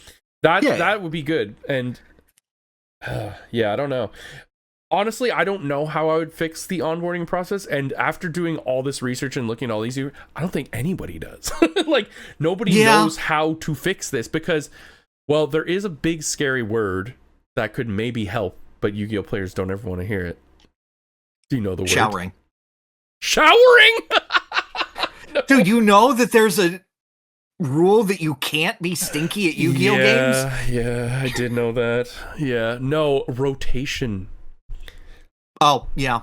Yeah. If you didn't have to know the entire fucking history of every card, and you don't, I realize you don't have to, but as I said, as a new player, I don't know what cards I have to know and not know, but I do know that they're all legal, essentially. Right. So it's staring up at a very, very tall skyscraper. And I wasn't expecting that. I was expecting to get back in and like, okay, it has changed. I know it's changed. I know there's a lot of different things, but I wasn't prepared for how changed it is. All right. And I just kept thinking of the same 3 words. But I'll tell you what they are later. Okay. Shall we fight? In just a second, I'm about to explode with piss. So I need like 3 minutes. Okay. All right. All right. I'll be back in just a moment. Hello, he's back. All right. Hello. How's life? Good. What are we doing for this? Best 2 out of 3? We'll see how long the matches take. Probably 2 or 3. It's Yu-Gi-Oh, baby. All right. Let's do it. Oh, he's a dead skelly man. Well, you fool. You underestimated my dark powers, for now I have awakened. Behold, it's Sangan, my little man. I have my cute little bunny, so people underestimate me. Adorable. I will be going first. It's time! Watch him go. You could. Whew. All right. Let it begin. Behold my spooky mansion. It's filled with all sorts of things. Good. My rabbit can feast on your remains. All right. Okay, I need to read. Oh, that's a good card. This is not an ideal first That's hand. a great card, too. That's not great. Let me see. What do we need? Yeah, I'ma set this boy, and then go to the end phase. And look, you can play the game now. Behold. You only played 1 card? How foolish. That's true. It's because I was making sort of a brick house up here. Any duelist worth their salt would be playing 5 cards on turn 1. I have already won. I need to read my cards. I set Your 1 trap down. Your literacy is very poor. I set 2 traps down. In face down trap position. That's not how that works. This is pitiful. I set 3 traps down. Or are they traps? I don't know. Your traps will not scare me. Oh, interesting. Oh, interesting. See, this game has some sauce when you think about it. Look at Sangan chilling in the corner. He's a radical dude. I will summon the most powerful beast imaginable. The Red Eyes Metal Claw Dragon. Red Eyes Metal Claw Dragon? That's right. Oh, you got this set up. Okay, you're a filthy Red Eyes player, I see. Yeah, sure. Okay. As well as Axe Dragon Knight. No? Dragon Nut? Dragon Newt? That's a funny word that I'm hearing for the first time now. With 2,000 attack points. True, that is his attack value. I will now move to battle phase and destroy your face down card with my face down card. Your set card. Set? No, it's face down. You were correct. Oh. You said it like a question and confused me. I was intimidated. If you would continue. He has 0 defense. A weak, He does pathetic have 0 creature. defense points. What does he do? But you fool! You've activated the effect of my white baking. I can discard white baking instead of you destroying my monster. White Now bacon I is will uncooked. Activate white baking. This allows me to add 2 cards to my hand. I will add a white prince. In addition, I will go into my deck and add my white princess. She is careful and special. Then I will discard a single card from my hand. I thought this was my turn! My white prince. When white prince is sent to the graveyard, I can activate his effect, allowing me to discard a skull servant and a lady in white from my deck directly to the graveyard. You may now continue your turn. But why aren't you dead? Because of the effect of my white baking, which has deflected your attack. You should Leaving never my eat life white points. bacon. It's not cooked properly. I will attack Why do again. you think he's dead? Die! He's died again. But your monster is in defense mode, and because you've destroyed another one of my white princes, I can discard from my deck yet another skull servant and another lady in white. Okay. Have They're your having white a regular bacon. jamboree in the graveyard. Have your white bacon. You're already cooked. Oh, you think you're clever, don't you? Adorable. I will draw yet another card from my deck. The next card that will ensure your downfall. Yes. He's talking as if I'm not prepared for anything he's about to throw down. Delightful. Now, I will summon my Marcia White. When Marcia White is summoned, That's I Moisa. can add one... Moisa. She's moist. She's the moistest of bones. Moisa white, just This like card uncooked is bacon. normal special summoned, I can add one skull servant or card that mentions it from my deck. Or a card that mentions it. True. If Susan has mentioned the skull servant in the grocery store today, she will be summoned to the battlefield. I know she likes to talk. She's quite the gossiper. I will add my white mare to my hand. What? Yes, fear the white mare. He has much privilege. You're just naming horses And now. because Marcia White was summoned, I can perform a second normal summon, allowing me to play White Princess. And when White Princess is summoned to the field, I can now activate her effect to discard a White Prince from my deck, which allows me to utilize its effect once again, allowing me to send yet another skull servant and another lady in white to the graveyard. Oh my, yes. And now, from my graveyard, I will activate the effect of my White Prince, which allows me to banish 2 cards from my graveyard. I believe I will choose my Skull Servant and another Skull Servant, along with White Prince, to summon King of the Skull Servant. Ah! Yes, What my the King fuck? of the Skull Servants gains 1,000 attack power for every white or skull servant in my grave.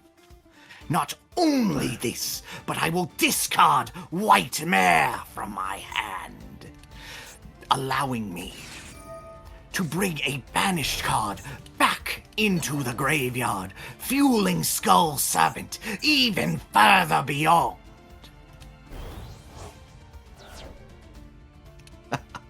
With my legion here to destroy you, I will then Hang on. One second. Let me actually read this. Hold up. Just give me 1 second here. Oh, yeah. Yeah. One song monster from your deck to the graveyard. That sponsor. Okay. Pretty good. I will then link summon, utilizing Mosia White and White Princess. Good lord. Summoning my Revenge Red Slayer. I'm sorry, it's Revenge Red Savior, actually. That's his name. Why does he have arrows? My bad. What are the arrows? Don't worry about that, kid. We're going into the battle phase. King of Skull Servants attack for game.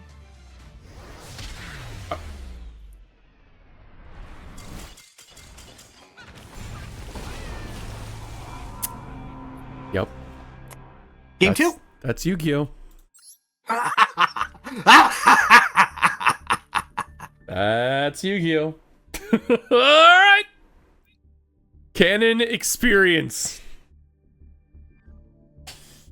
Dude, any trap card beats that. Any of them. It didn't even let me activate them. Well, then you didn't have the conditions to activate them. I guess not. Looks like I'm going second. Yeah! Take that! I've already won. No, not this weird house. Oh god, oh no. I mean, I have a great hand. That sounds like someone with a great hand, what they would say. Set one card. Now. What does it do again?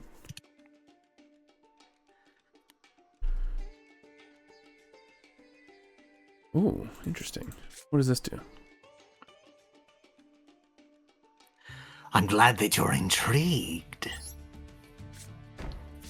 What's this do? Has effects.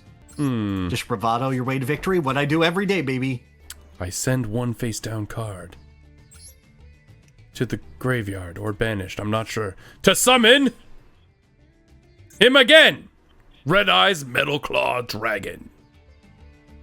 Who I thought was a machine. Well last time. He's not a machine. He's what? He's not a machine? No, you have to activate Rare Melmore first. He's not a machine. All right, I move to battle. You can't. It's turn 1, dude. What the hell are you doing? How do people win on turn 1 then? They set up a board and then can't counter it. Well, do And your you're worst like, I to set this a card board. face down and end. That's my life. Okay, I set a card face down and end. I think it's probably that same card from last game. Okay. Well, I'm going to activate You fool! Max Metalmore. You try to summon a card, I activate my Ash Blossom and Joyous Spring! Whenever you try to summon a card from the deck, Ash Blossom uses her effects to negate it. What? Your sacrifice is in vain. Ooh, I see. No matter. I set this card and pass. I will draw once again. You should fear that card. If you insist, it won't happen. I will normal summon. No, not you, actually. No, actually, this one, yeah. No, do it. Card The late. White Baking! White bacon! It tastes like bacon. Yeah, there's no mistaking. From the lovin' to the oven. Love a good fatty You know piece of what bacon. I'm taking, and I will summon the White Prince, utilizing their abilities. White baking. I will link summon, utilizing White Baking and White Prince, to summon the Vampire Sucker. What? What? Do you feel it, sucker? Can you count? Two? Your two? then What is activate- your two zombie monsters? Yes, my White Baking and my White Prince's effects.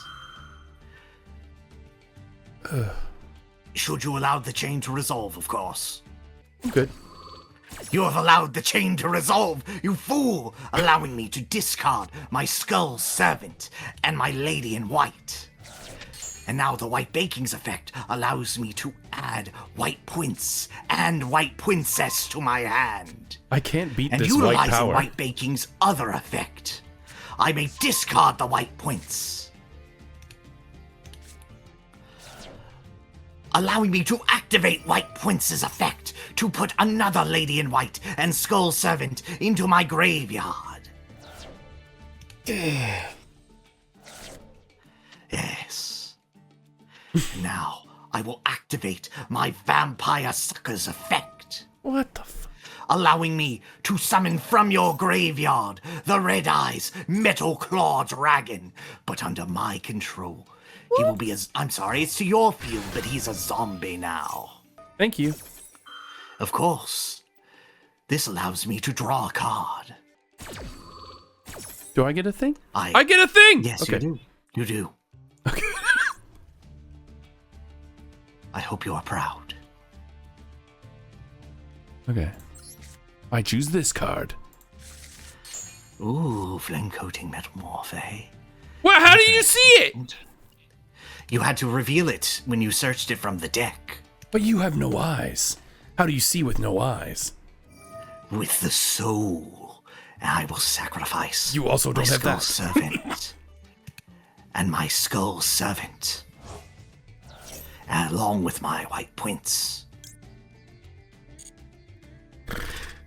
In order to summon the king of the skull servants. Yeah. Okay.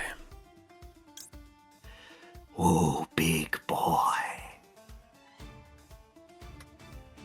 Well, that card's not nearly as good as I thought it was. Now I will go to battle. Go, my king! Bury him with the power of all of the deceased whites! That's a lot. There are a There lot are of many. deceased whites. Yes, and now my vampire sucker will attack directly. Stop asking me. Schlorp! Schlorp. I end my turn. Oh boy. Okay. Pray that I do not pursue it further. Here we go. I believe in the heart of the cards.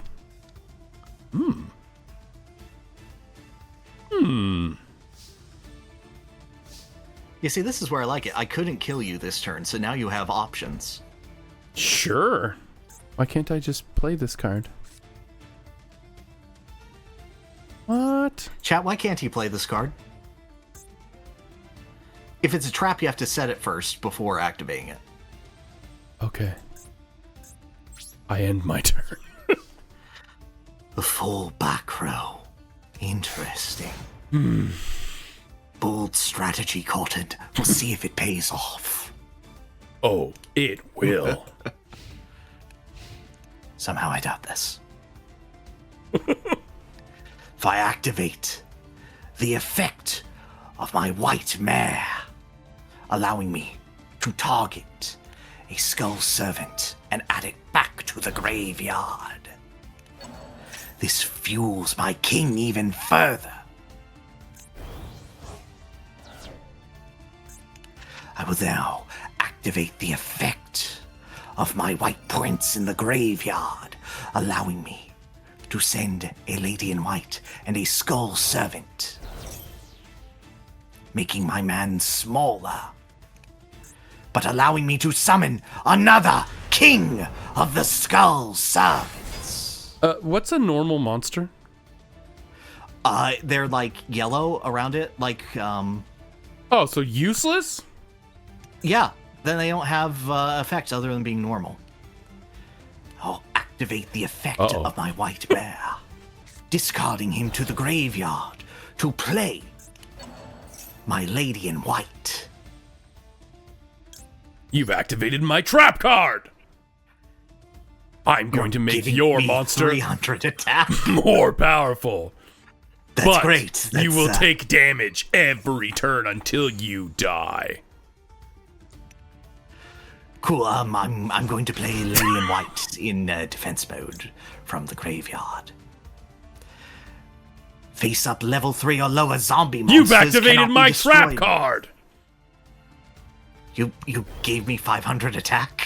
But you're going to take damage every turn until you die. Incredible. That's really great, boss. Okay, cool. Wait. I'm gonna summon Gozuki. And I'm gonna activate Gozuki. Is that the command you give to your vampire? Go sucky? Yes, precisely. You understand his effect quite well. Hang on. What? I will send my Plague Spreader Zombie to the graveyard. Then I will activate the effect of my Plague Spreader Zombie to the graveyard. By returning one card to the top of my deck, I may bring the Plague Spreader Zombie out of the grave and into the field. Oh boy. Because a zombie was summoned, I get to draw that card back immediately. And now, hang on, I need to do some addition, actually. Do you? Yeah. Hang on. Hold up. I got some cool shit brewing here. Just trust me, bro. Okay, I won't do that. I will sacrifice my Plague Spreader Zombie as well as my Gozuki, allowing me to summon revived King Hades. What? Now I will activate. Negate the Gozuki's effects of effect. Negate the effects of effect. Monsters destroyed by battle with zombie monsters you control +1 non-tuner zombie monsters. Special summon. My white princess. She is a precious being. I will attack with the King of the Skull. You don't want to do that. I'll give you one chance not to attack. That's too bad. I have attacked already. Now, revived King Hades, send him to the grave. We three kings have buried you. That's not the 3 words I was thinking. Well, you did it. You won the duel. And the 3 words I feel good. Still ring out in my head. You know what they are? What are they? I forgive you. No, dude, that was fun. Yep. No, good game. It felt good. Cards interacted very well. Yep. Yeah, no, you lost, so you have to go to hell now, actually. That's the rules. But only for 3 turns. Then I'm back. Oh, yeah. Good game. All right. Good game. We will send her back to the main. But yeah, here. that's why I managed to build in like the same amount of time. I just based it on the Skull Servant engine that they had in the Seems tutorials. pretty good. Seems pretty good. It's not. I had Dragon Metal. I like. Yeah, some of my cards weren't as synergistic as I once thought. I thought normal just meant not from the extra deck. No, normal is anything that says normal on the card. Oh, that's trash. Oh. Yeah. Why would you ever play a normal card? You usually wouldn't, but sometimes it needs like a specific named card, like it's wants Dark Magician. That's why I have 3 like regular Skull Servants in the decks, just because they're the name that the deck revolves around. Right. I only want to see them in the graveyard. Fair enough. Well, it's over. That's something. I appreciate your love for the game. I don't share it. Right, so better than Shinobi? No, worse than Shinobi. So much worse than Shinobi. No. Worse than Shinobi. So much better. Shinobi is the second best game we've ever played for GOTM. Nah, Yu-Gi-Oh! Master Duel number 2. I could see the debate with God Hand. Well, God Hand's the top. God Hand is like the bar we've set. Yeah, exactly. So I'm willing to concede Yu-Gi-Oh! Master Duel under God Hand. Concede? That's not a concession. That's it is. fucking common sense. Look, I know that you didn't have quite the same experience, but No, I did not. We'll just have to agree to disagree on that one. Okay, so I thought you would have better trap cards. I'm not gonna lie. So I thought they were better. Okay, I had one that like resurrects a dragon, but then it said normal, and then I was like, oh. So there was one that was like resurrect a dragon, sacrifice a dragon you have during combat, then special summon an even bigger one, and then I had like a level 15 dragon. But yeah. He wasn't normal. Red Eye's metal is not normal. He's abnormal. No, he had an effect. That's how you got him fast. Yeah. Oh, well. All right, we have two more things to go through. Which one would you like to do first? Would you like to answer some questions, or would you like to set up the next GOTM? No, let's set up the GOTM at the end. So hit me with some questions. Well, we got a few. Okay. Question from Bear of Lightness, LB. Suppose you got to participate in a supermarket sweep style game show in any market in any video game world. Where do you go and why? Ooh, good question.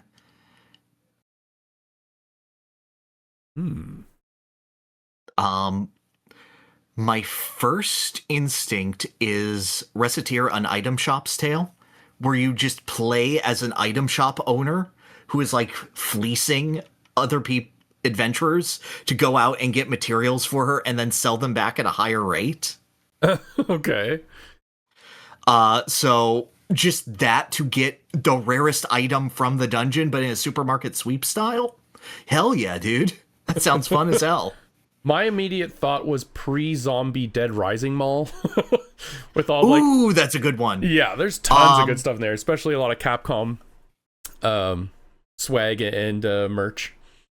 The entirety of Kamurocho? I mean... That's a shopping district. I guess. That'd be a wild if you're night. Counting an entire ass Can mall. I get Peking Duck?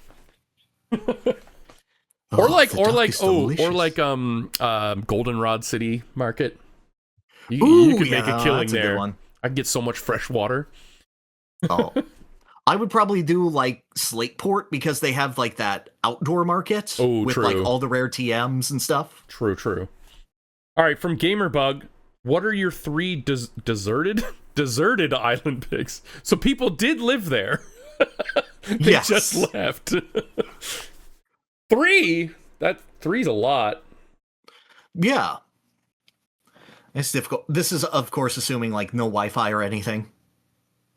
I mean, clearly you have to be able to play it. So there has to be power. But I can't ask for help. No, yeah. No, I don't like the desert island thing. I'd say cabin in the woods game. Okay, yeah, that makes sense. I'm changing his question. His question is better now. Okay, no, that's fair. That's fair. Probably God Hand is one of them. Oh, really? Just I would be getting going for consistently better at that. I'd be going for length and content. Probably. I need one fast snappy. I need one constantly getting better one. Oh, right. We have to come up with 3. 3's so much. Yeah. 3's a lot. Yeah, let's just do 1. I'm further okay, improving if the we're question. making the executive decision of 1, shit, what's a game that I really need just like a ton of time, but it's also replayable? Final Fantasy 14. That's mine. Final Fantasy 14. Is mine. No, I would be so upset. I'd be like, why didn't I pick any other game? I feel like God damn it. That'd be the only time I could play it, so I'll take that. So yes, for the intents of being able to play the game, I have internet, but no, I can't call for help or anything like that. In my log cabin. I will take Steambot Chronicles for the PlayStation 2. Wow! I am familiar with that game. Wild pick. Good stuff. You're actually familiar with Steambot? Yeah, I watched like Clement play it. Yeah, I think it was like his last LP ever. Getting used to that, getting used to like the stock market system, the wild level of customization, absolutely. That's a game that I would just love to explore and will never have the time or money to. Yeah, I feel like Dark Cloud would also be pretty interesting because there's a lot of like creation, although I don't know if they're good. I was thinking like all the side modes and like the Tales games as well, but I didn't have a specific one. I would also take Xenogears. Xenogears is another one on my bucket list. Maybe Legend of Dragoon. So I guess you did get 3. Congratulations. Yeah. Which, from Chris Casey Brown, which game franchises would you like to see get rhythm game story mode in the style of Mario Mix? I assume that's Dance Dance Revolution Mario Mix. I'd like them to be better. Well, no, what franchise do you want to see get a DDR game, I'm assuming? I know, but like that story mode is ass. True. It's bad. It's like, oh no, Mario, I stubbed my toe. Let's dance to fix my toe. Yeah. Oh no, the boo stole my toe. Shall we improve the question again and say lead beat agents? Now that story mode's great. Okay, oh yeah. Waluigi stole the music. Oh no. Can you find Waluigi? EBA! He's up there. Thanks. And then they walk away. Let's see, what's a good series? Franchise would I like to see get a rhythm game? I don't know. Persona already kind of did it, and unfortunately, I think most of the remixes are bad. Yakuza. Like Yakuza. Name songs that aren't karaoke. Oh, it's about the soundtrack more? I was thinking like okay, I would think they'd make up new ones and just put the characters in wacky situations. You could have each side quest be like an EBA level and tell a story through like that. I got one. Slam dunk for me.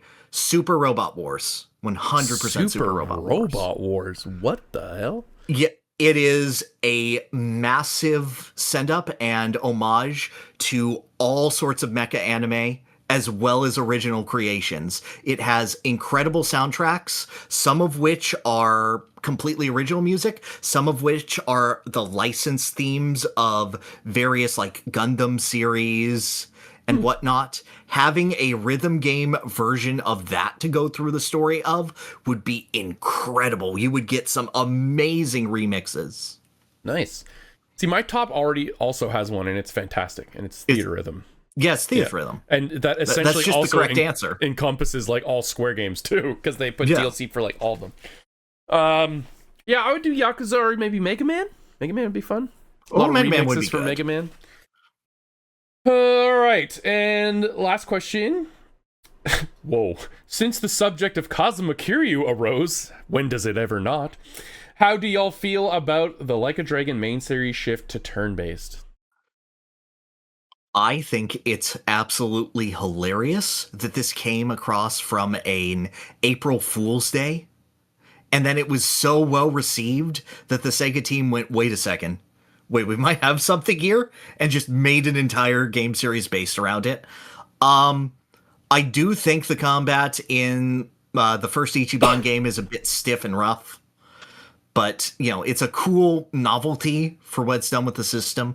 I think that Infinite Wealth has a much more solid combat system, and, like, if you had Infinite Wealth's combat system in, like, a Dragon's framework, that would be like, mwah. That game would shoot up for me. I found the beat 'em up combat in Zero kind of clunky, a little clunky. So I'm totally down with that. Yeah, I'm not sure on that, just because like I felt Shenmue combat before. Yeah, and I'm like, this is fine. Here's the slam dunk. Okay, Yakuza 0 with God Hand gameplay. There we go. Can you imagine that? Just say anything with God Hand gameplay, and I'm like, yeah, that's probably better. Breath of the Wild with God Hand gameplay. Exactly. Just mock punching moblins. Dude, a punch rush on Ganon's perfect tits. Incredible. Yeah. Oh no, Ganon's got the gloom hand. Watch out. We've got to optimize killing the Gibdos by spanking them. Gibdos hate spanking. Spanking the Lionel is optimal. All right, that's it. If anyone has any questions you want us to answer, drop them in the comments of this video. Not in chat if you're in chat right now. In the comments. Okay? Thank you very much. Pyrr, you win again. Congratulations. I forgive you. What is our next game of the month? That's fine. It just means I get to pick the next one, too. Keep in mind, we do have a shorter month, right? Because we started a week late. We do. Yes. So it'd be better to pick a game that both of us are motivated to finish or get a good amount in. Correct? I'd like to be able to beat it, yeah, for sure. Oh. That's unfortunate. I have much less going on this month than last month. It should be doable. Because I wanted to give you a gift. Oh. Because I knew that these were me picks, so I wanted to... Did you say mean? Because you're right. No, I said me. But, Okay. I'll indulge. I want to do something that we both know would be good. Okay. That we both know would be kind. Okay. And to give you some joy. Okay. My pick is Clair Obscur Expedition 33. Okay. We have talked about it a lot. Mm-hmm. It's a long game, but now... It's not. It's like 30 hours. Oh! What? I thought it was like 60. No. Oh, if you do like all the side stuff, sure, but like totally doable. All right, sick. That's good. It was meant to be my January casual game. And exactly. And then DK once again entered my life. Well, yeah, obviously we have to finish Dokapon first. Yes. But that no matter how far we get, I want to take that journey with you. I want to enjoy it. And I want to know about this damn game that people keep saying is obviously better than Donkey Kong Bonanza. Yeah, I've had way too many people. The crazy in my part life. is I could agree. You could. Ooh. DK Bonanza is great. I've had so many people tell me I need to play this game. Now it's a business decision. Precisely. Yeah, I like that. Good pick. I truly do forgive you. No, sorry, that's too many words. I forgive you. There's no forgiveness necessary, dude. Drown in white. Ew. All right. That's it. Conquest Episode 3. Tell your friends, share around, sub to this channel. Please, we would appreciate it very much. Do it. Like the video. Subscribe. If it's on a podcast network now, subscribe to that too. True. And if you want to play Clair Obscur with us, or you already have, join us in the discussion next month. First Sunday of every month. Yep. See you there. If you played Yu-Gi-Oh, put it down in the description. Love life. Love you guys. Goodbye. Bye. Au revoir.